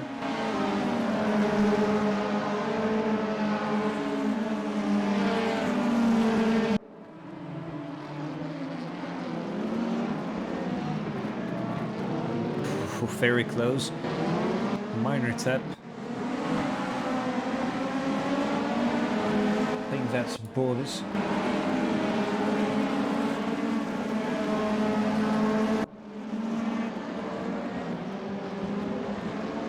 A wild Audi appears. Let's see on Gunay.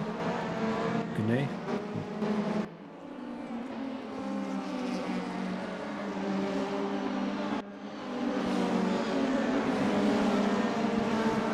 Ben Mackenberg was able to overtake Sebastian Rey.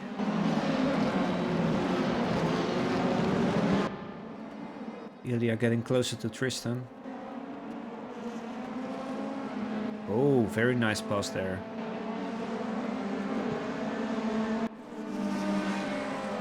Looks like Tristan had a slowdown penalty for track limits abuse.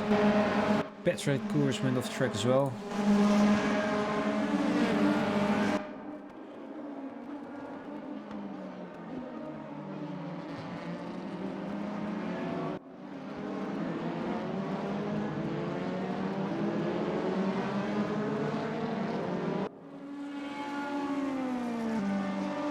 Nicely done, P4.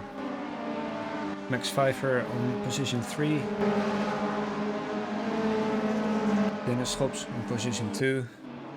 And Petr Kubowski on position 1. The difference might be in DRS time. Not 100% sure.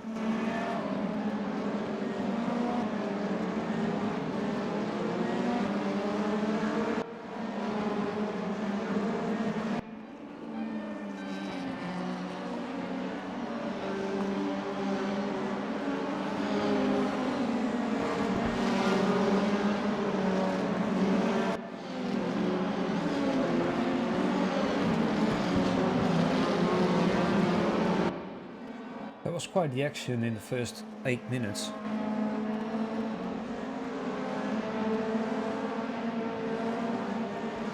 Looks like Dennis Dobber is permanently in the pits. We have one casualty.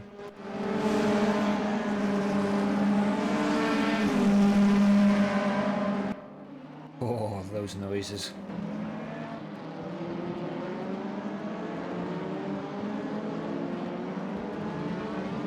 A lot of slowdown penalties for track limits abuse. So I'm not sure if everybody is going to get a positive reputation.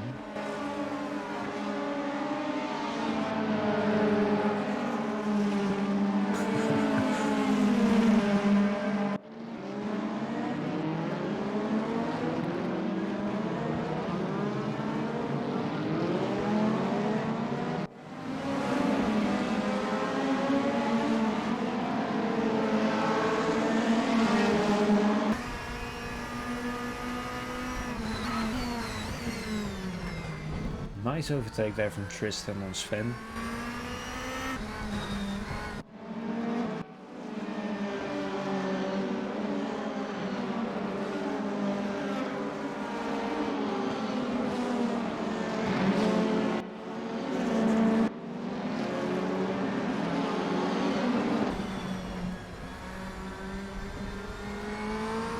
Ooh, it looked like that was Tristan losing it.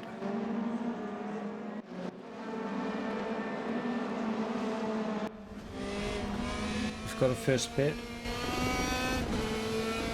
I don't think the pit window is actually open yet.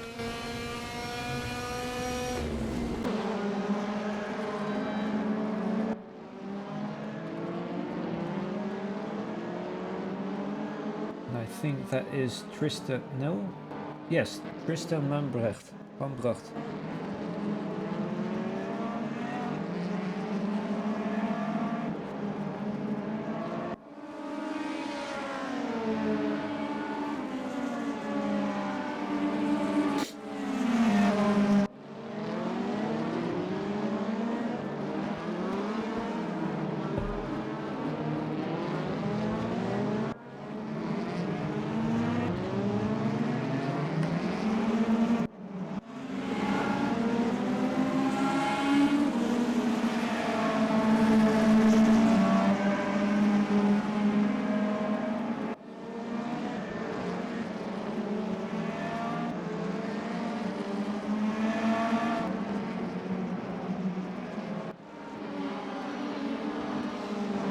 Meanwhile, at the front, Max Pfeiffer has managed to get onto position 2, overtaking Dennis Schops.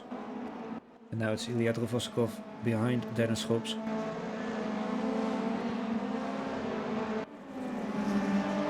Probably waiting for the DRS. No! Oh, that's a tricky one. Now I'm curious if Dennis had the DRS. No, it was Ilya.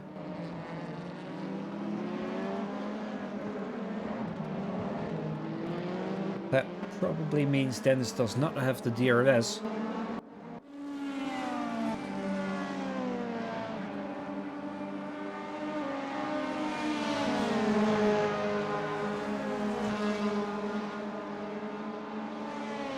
I would think Boris has DRS, but he's not using it yet. Nice overtake there.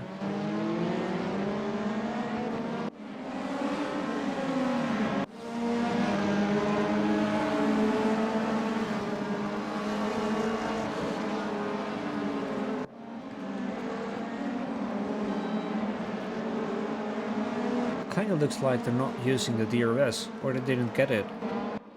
I know probably Dennis didn't get it, but I thought Boris would be close enough to get it.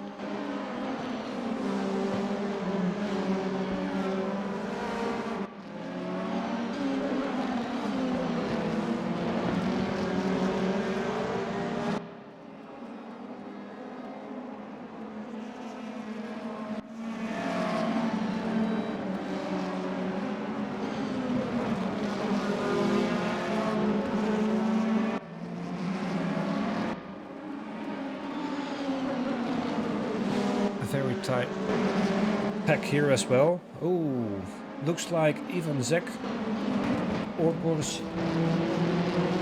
No, that was Ivan Zek going off track and losing a little bit of time. That means that Christian Rotte gained a little bit of time there, trying to catch up with Patrick.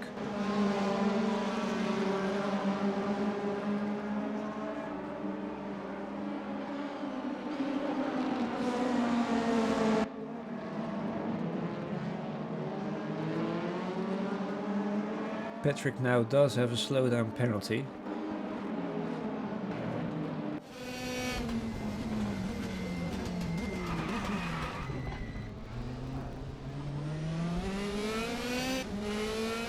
Bastian and Rokus to be in a battle.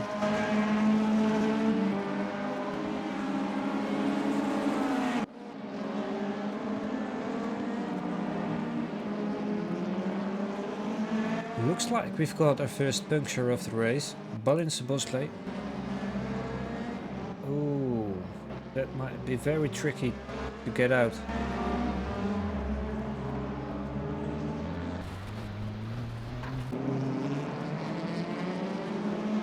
He'll probably will be able to pit.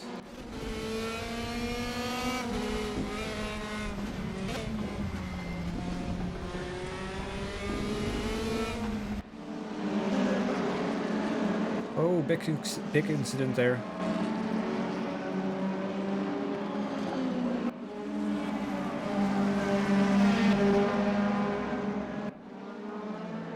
Looks like Tristan Lambrecht was not a... He's still pitting.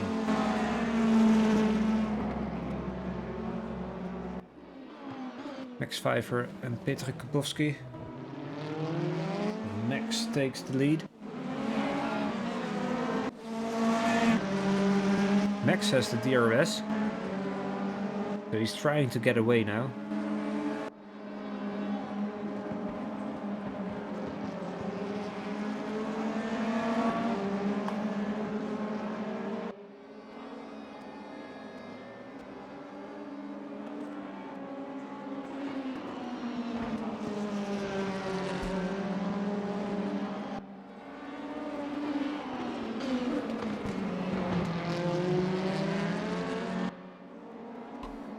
I got curious about his reputation. 99.0.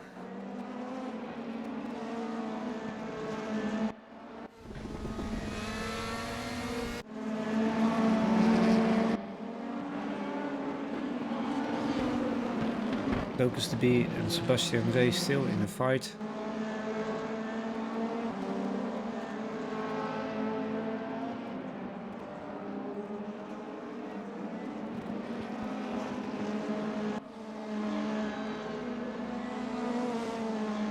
Sebastian using his last DRS, and Rokus now has DRS.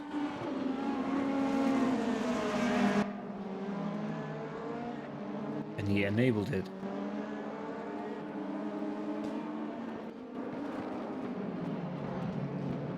Ooh.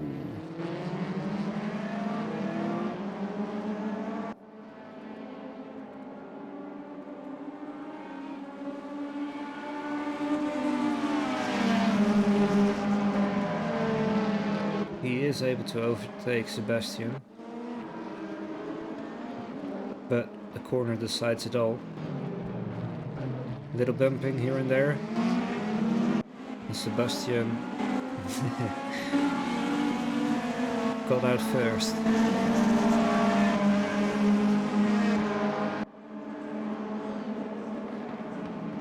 Focus to be living on the edge there.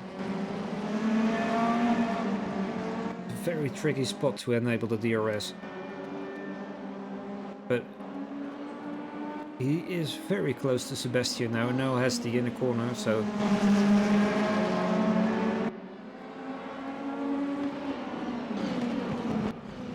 and they are all very close to each other now.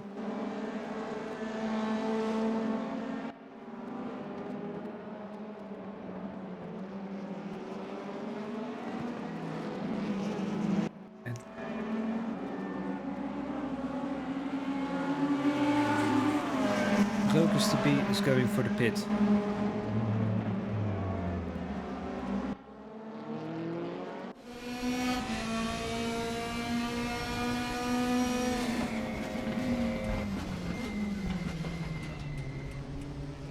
Still such a cool detail to see the wings actually moving.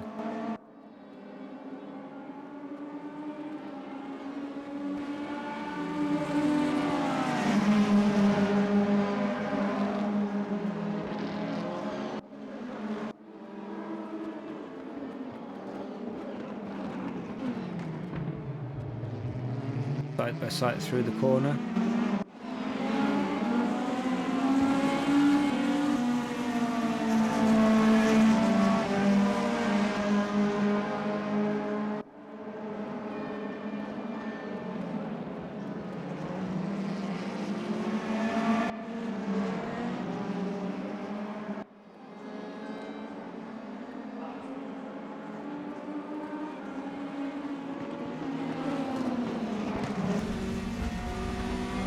Yeah, it's a very high rating server, this.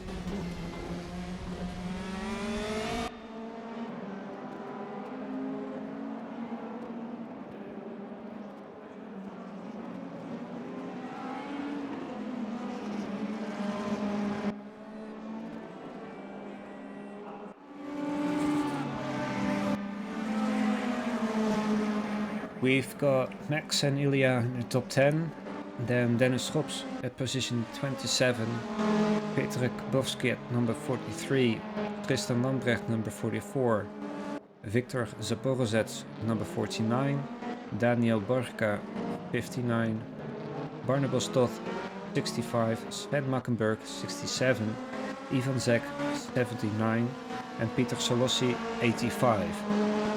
Then we have 3, 4, 5, 6. Then we have 7 in the top 100 to 200, 4 in 200 to 300, 4 in 300 to 400. So it's definitely a high rating server.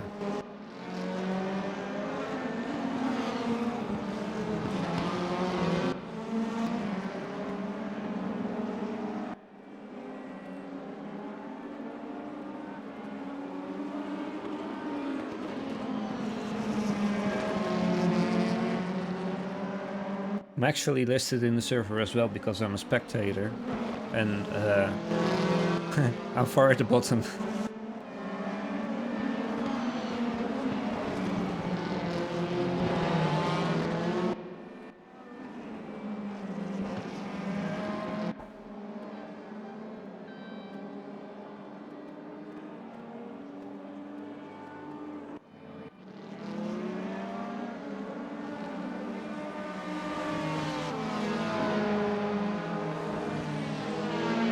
Max Pfeiffer is able to overtake Peter Kabowski, became the race leader.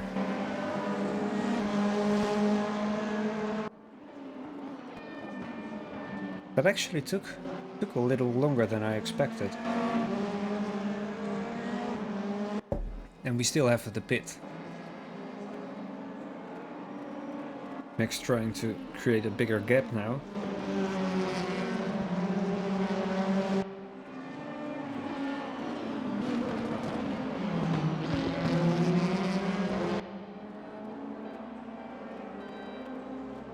Ilya is a little over 1.5 seconds after them. And it looks like Ilya is going for the pit. Along with Max. No, I'm sorry, Peter. Max is pitting as well. So that's the first time they all pit together.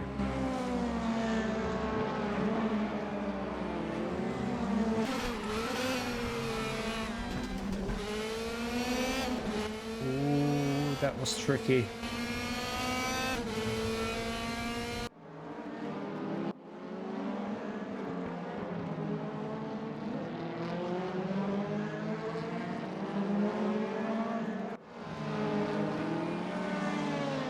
Boris Schiavlik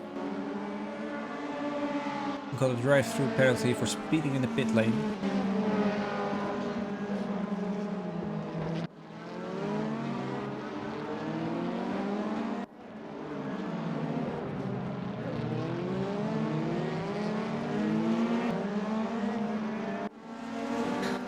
Okay, I was probably looking at a different battle and didn't notice it, so thank you. Okay.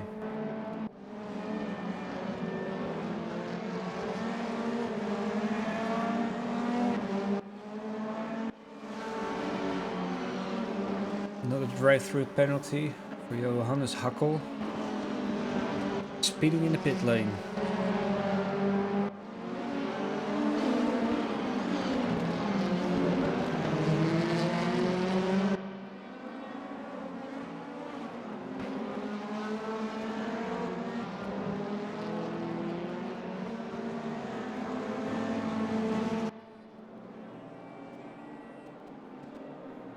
A few are in the pit right now, meaning Max is now leading again, with Petre 1.6 seconds behind him and Ilya 0.8 behind that. So they're very close to each other.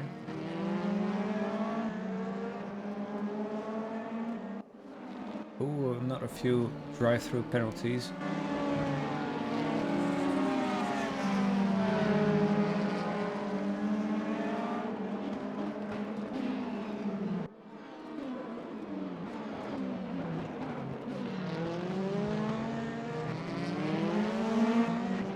Oh yeah, that's a shame.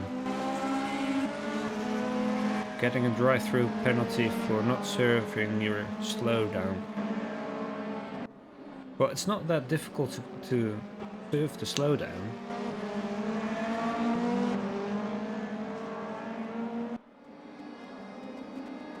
If anything, it became easier.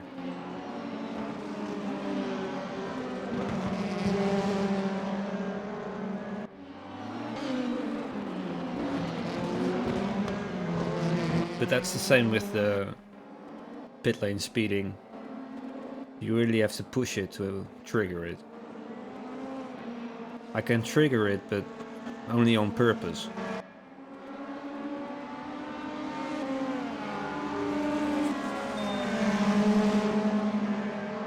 Ilya staying very close to Peter.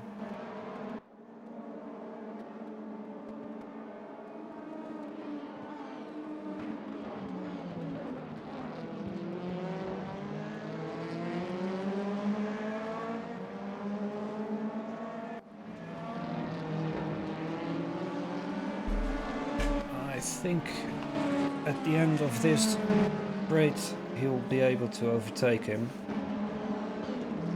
Especially if he's got the inside here. Very clean overtaking. Good corner exit.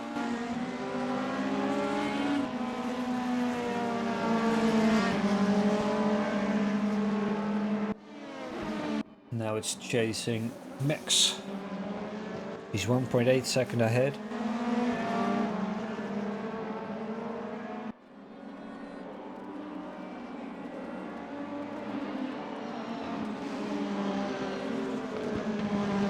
The easiest way to break the speed limit is just entry far too hard. And of course, if you don't enable the speed limiter at all, or if you use the clutch and then change gear, it might jump over it as well.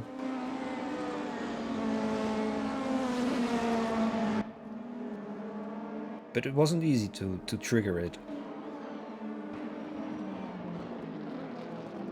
Some found it very easy to trigger it, but I didn't. Jarno Seekamp was in a collision, probably just a small tap to Sebastian, or the other way around.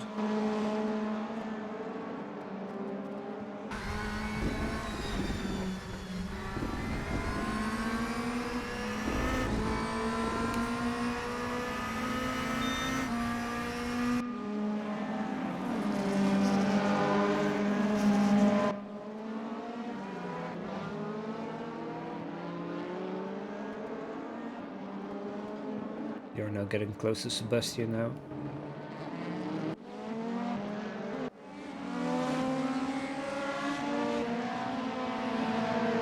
Below Teuvela, doing better than the last race, I think. Battling against Dennis.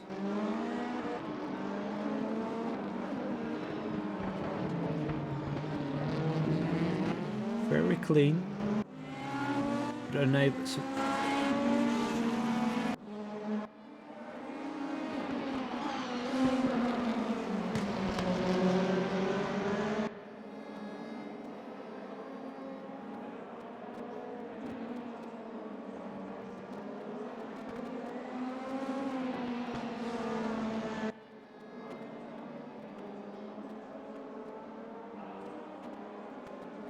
Although enabling the DRS at the last moment. And another one.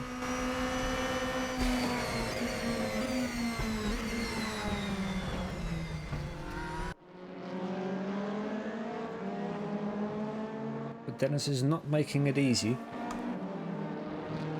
Doing it all without DRS.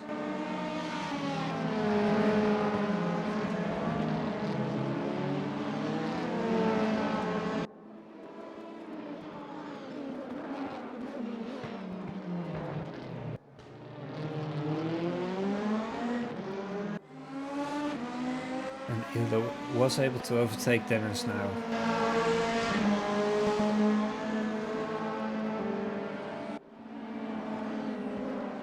If Dennis can keep up, he'll probably get the DRS next time.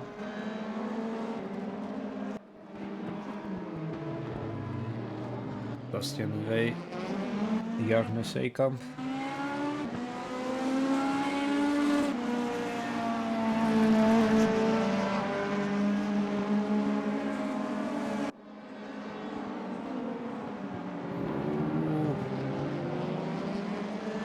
Not really clean by Sebastian, but he was already there, so difficult one.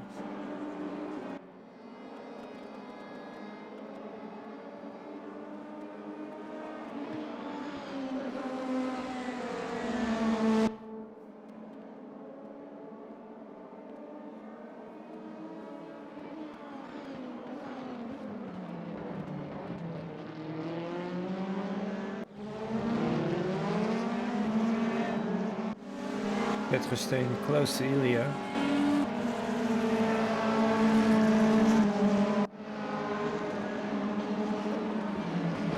And Dennis did get DRS.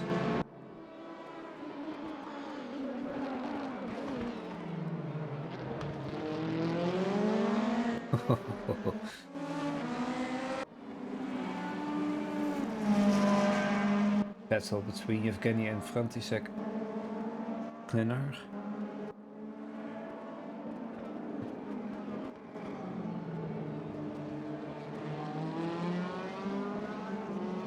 Hold on, that's another Audi.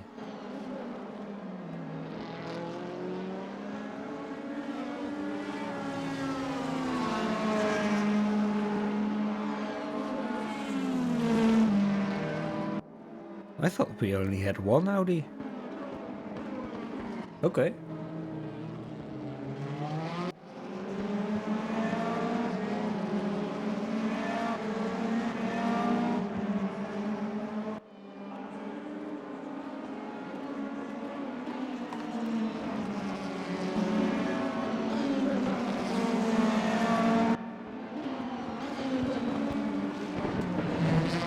Jarno and Sebastian still in the battle.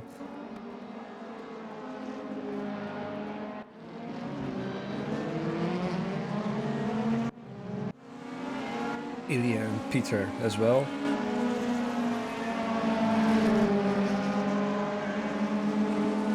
Ilya is 1.4 seconds, well 1.5 seconds away from Max.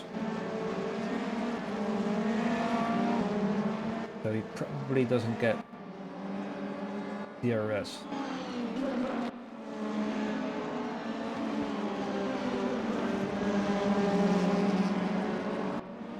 But with the slow car ahead,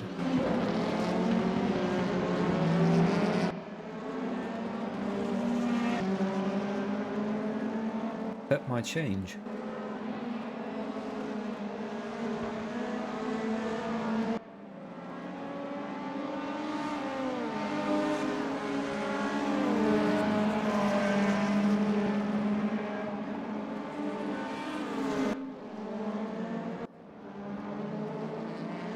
Pieter got a slowdown penalty for track limits abuse.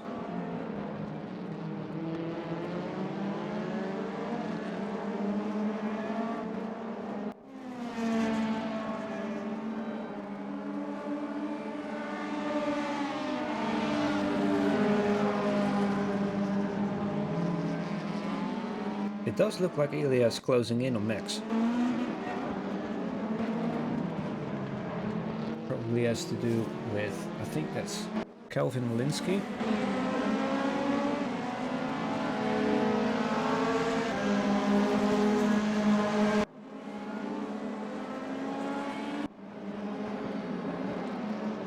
Oh no, Paul. That's a shame.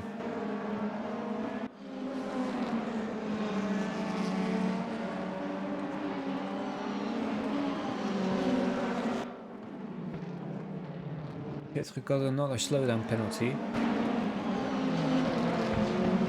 Hopefully he serves it in time, otherwise he gets a drive-through penalty.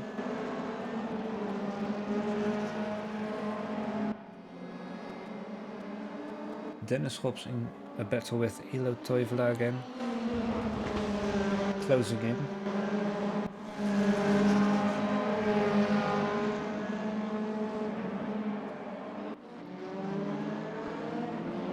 Now it's both Petre and Ilya who got a slowdown penalty for track limit abuse.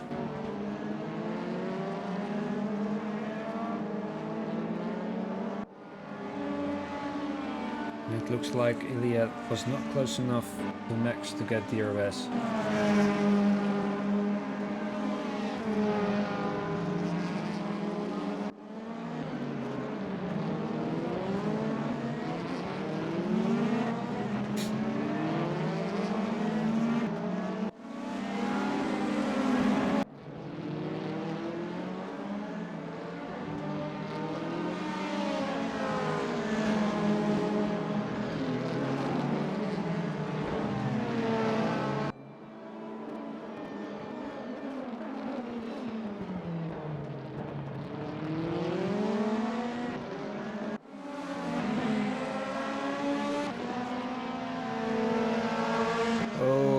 Ilya got a drive-through penalty for ignoring the slowdown warnings.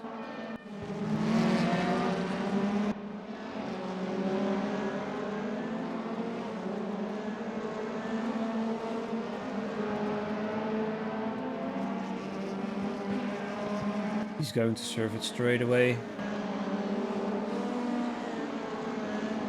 And he's going to lose a few positions. And with a little over 5 laps left.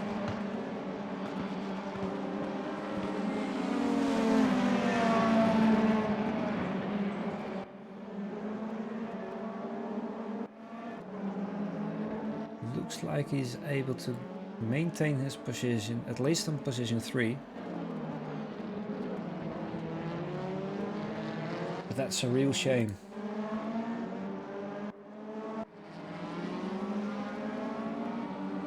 Fight at the back between Anton Meltzig and Jamie Estemera.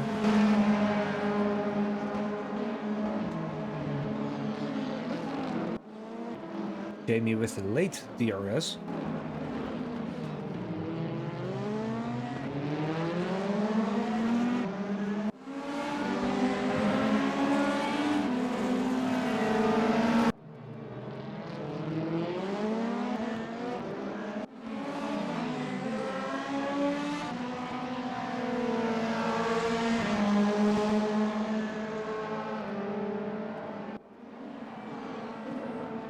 Ah, that's a real shame, Paul.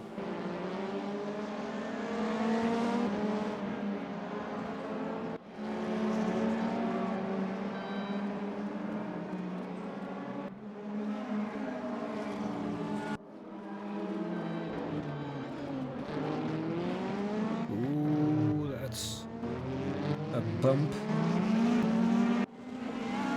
But all went okay. Petre now also has a slowdown penalty again. He does have time enough to slow down and serve the penalty.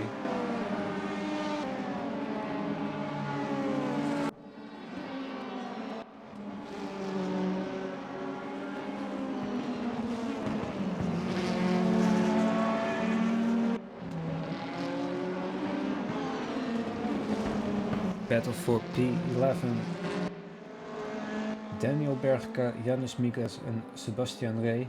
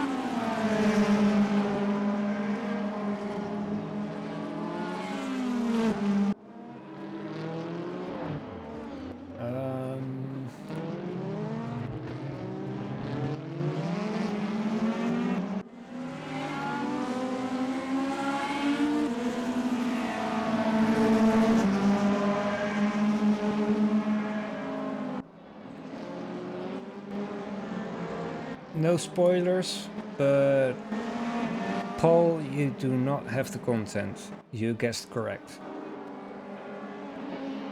Chicken391, thank you for the follow. I did not hear the notification about that, sorry.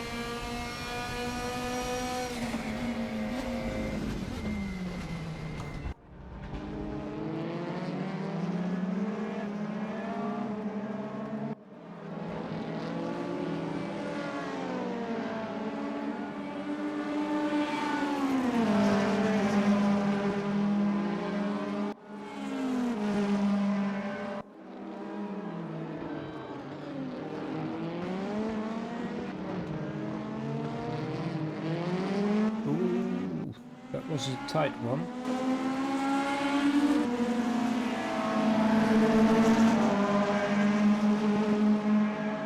But Janus was able to keep it going.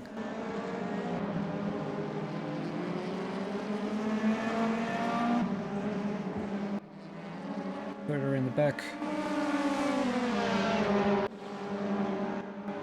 We also have a few battles between Christian Grotte, Patrick Koors and Dennis Galoshkin.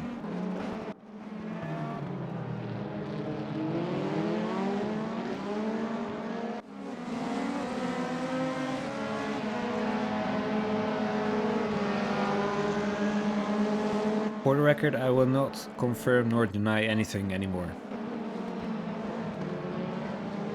I'll leave that up to others.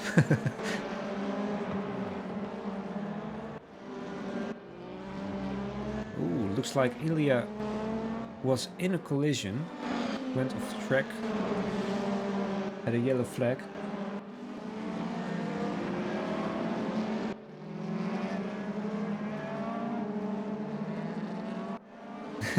No, nowhere. Not even in DMs.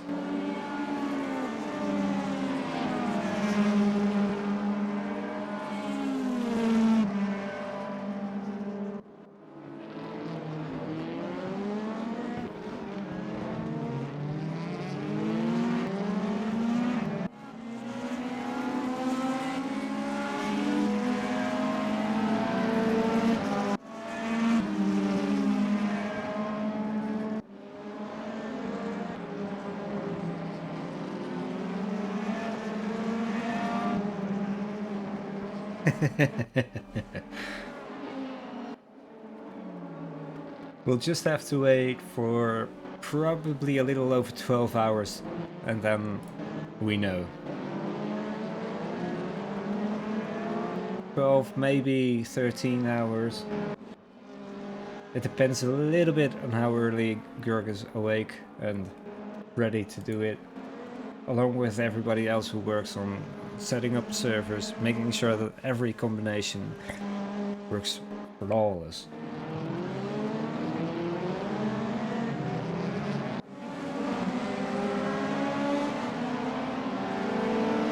Exactly my point. Really? I talked to him earlier, but he didn't mention anything.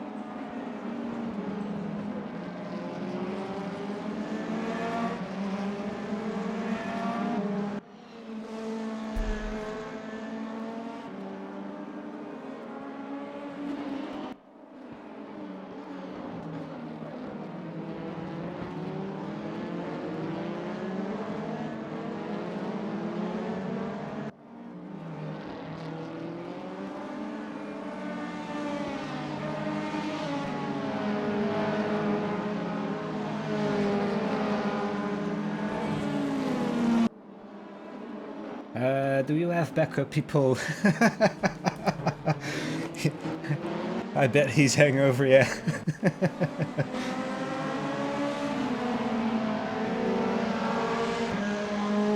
Well, that was definitely an exciting race, and surprised to see Max Pfeiffer getting on top. No. Surprised to see Peter on top? Nope. And not surprised by Ilya either. Unfortunately, he got a drive-through penalty, otherwise the battle for P2 would be even closer than it was. But very well driven, very nice.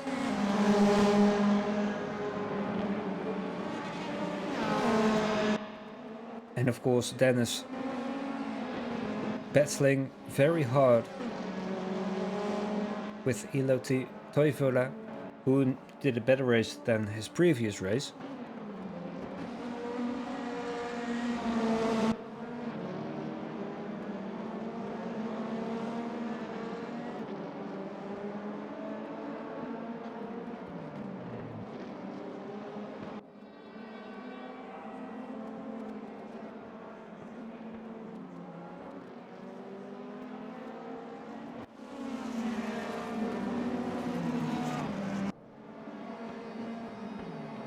It's always a little bit confusing to see if they're actually done or not.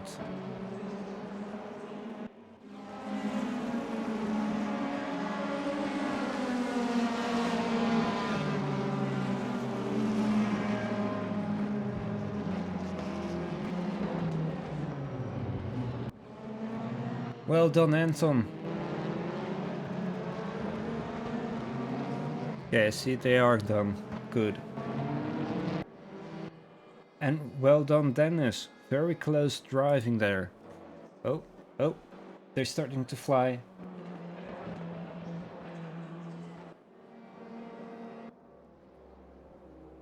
Okay, that one's still standing. That's looking much better.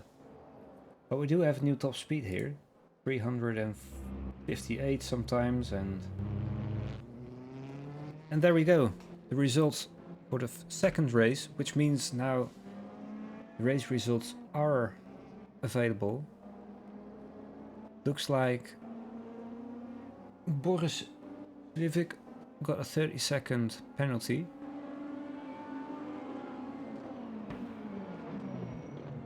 So he dropped another place there.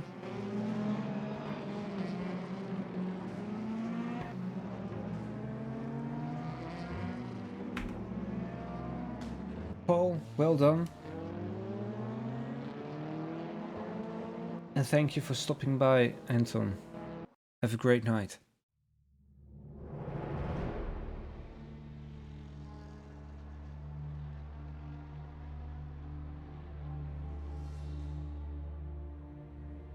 I had a puncture in R1 right after socks. Yeah, I saw that. Well, we saw that, obviously. I wasn't alone.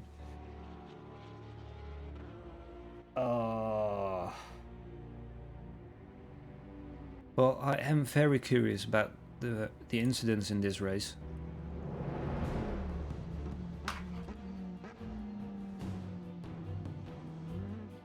So, let me check. Again.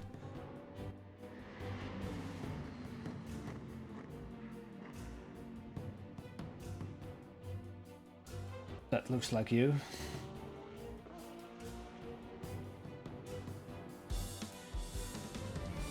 Oh, they passed Akeem.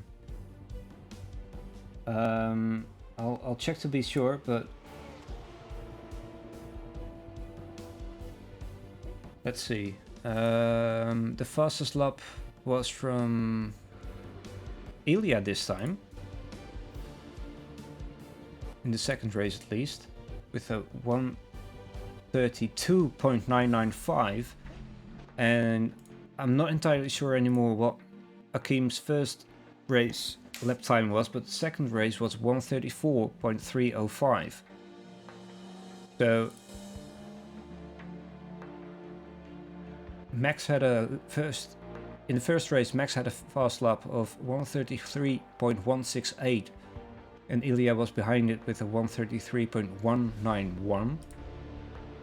But the second race, Ilya dived under the 1:33 with a 1:32.995. And Max second fastest lap with a 1:33.022. So that's a full second difference, at least for the second race. I'm not sure anymore about the first race, honestly. Well, you still gained a little bit of reputation there in both races.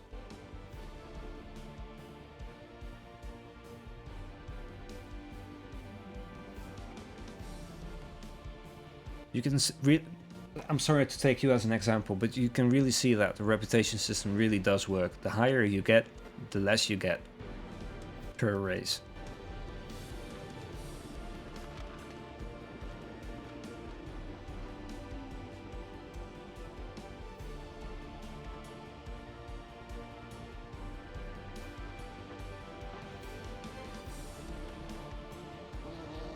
Max actually lost a little bit of reputation here. Ilya as well. But still, overall, very good driver from everyone.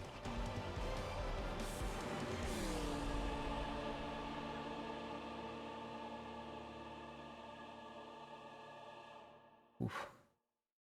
I think that's the highest so far.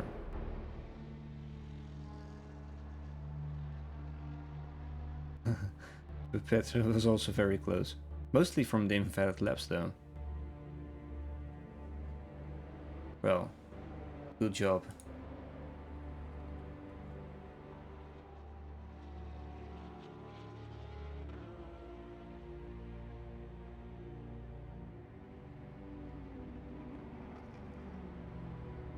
Thank you all for watching. I hope everybody had enjoyed the stream.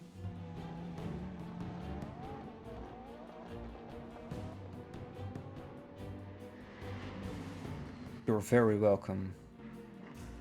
I'll be doing it again next week with next week's event, which will be disclosed in 12, 13, maybe 14 hours.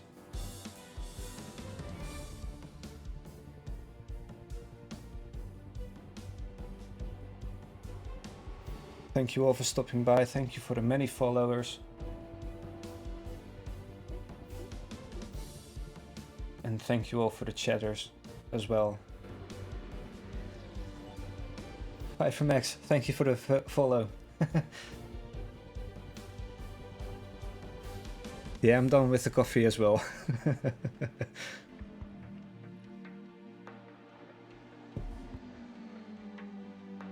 Gonna relax a little bit. And then, well, probably some Netflix or something.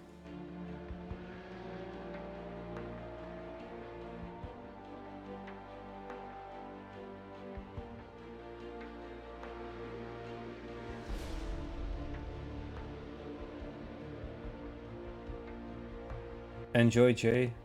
Good luck.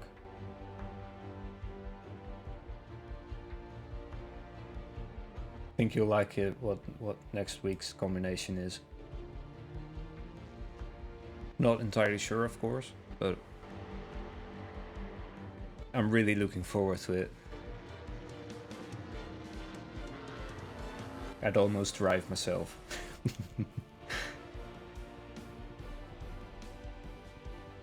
Alright, thank you everybody for watching, thank you for the follows, thank you, and see you next week. Have a good evening.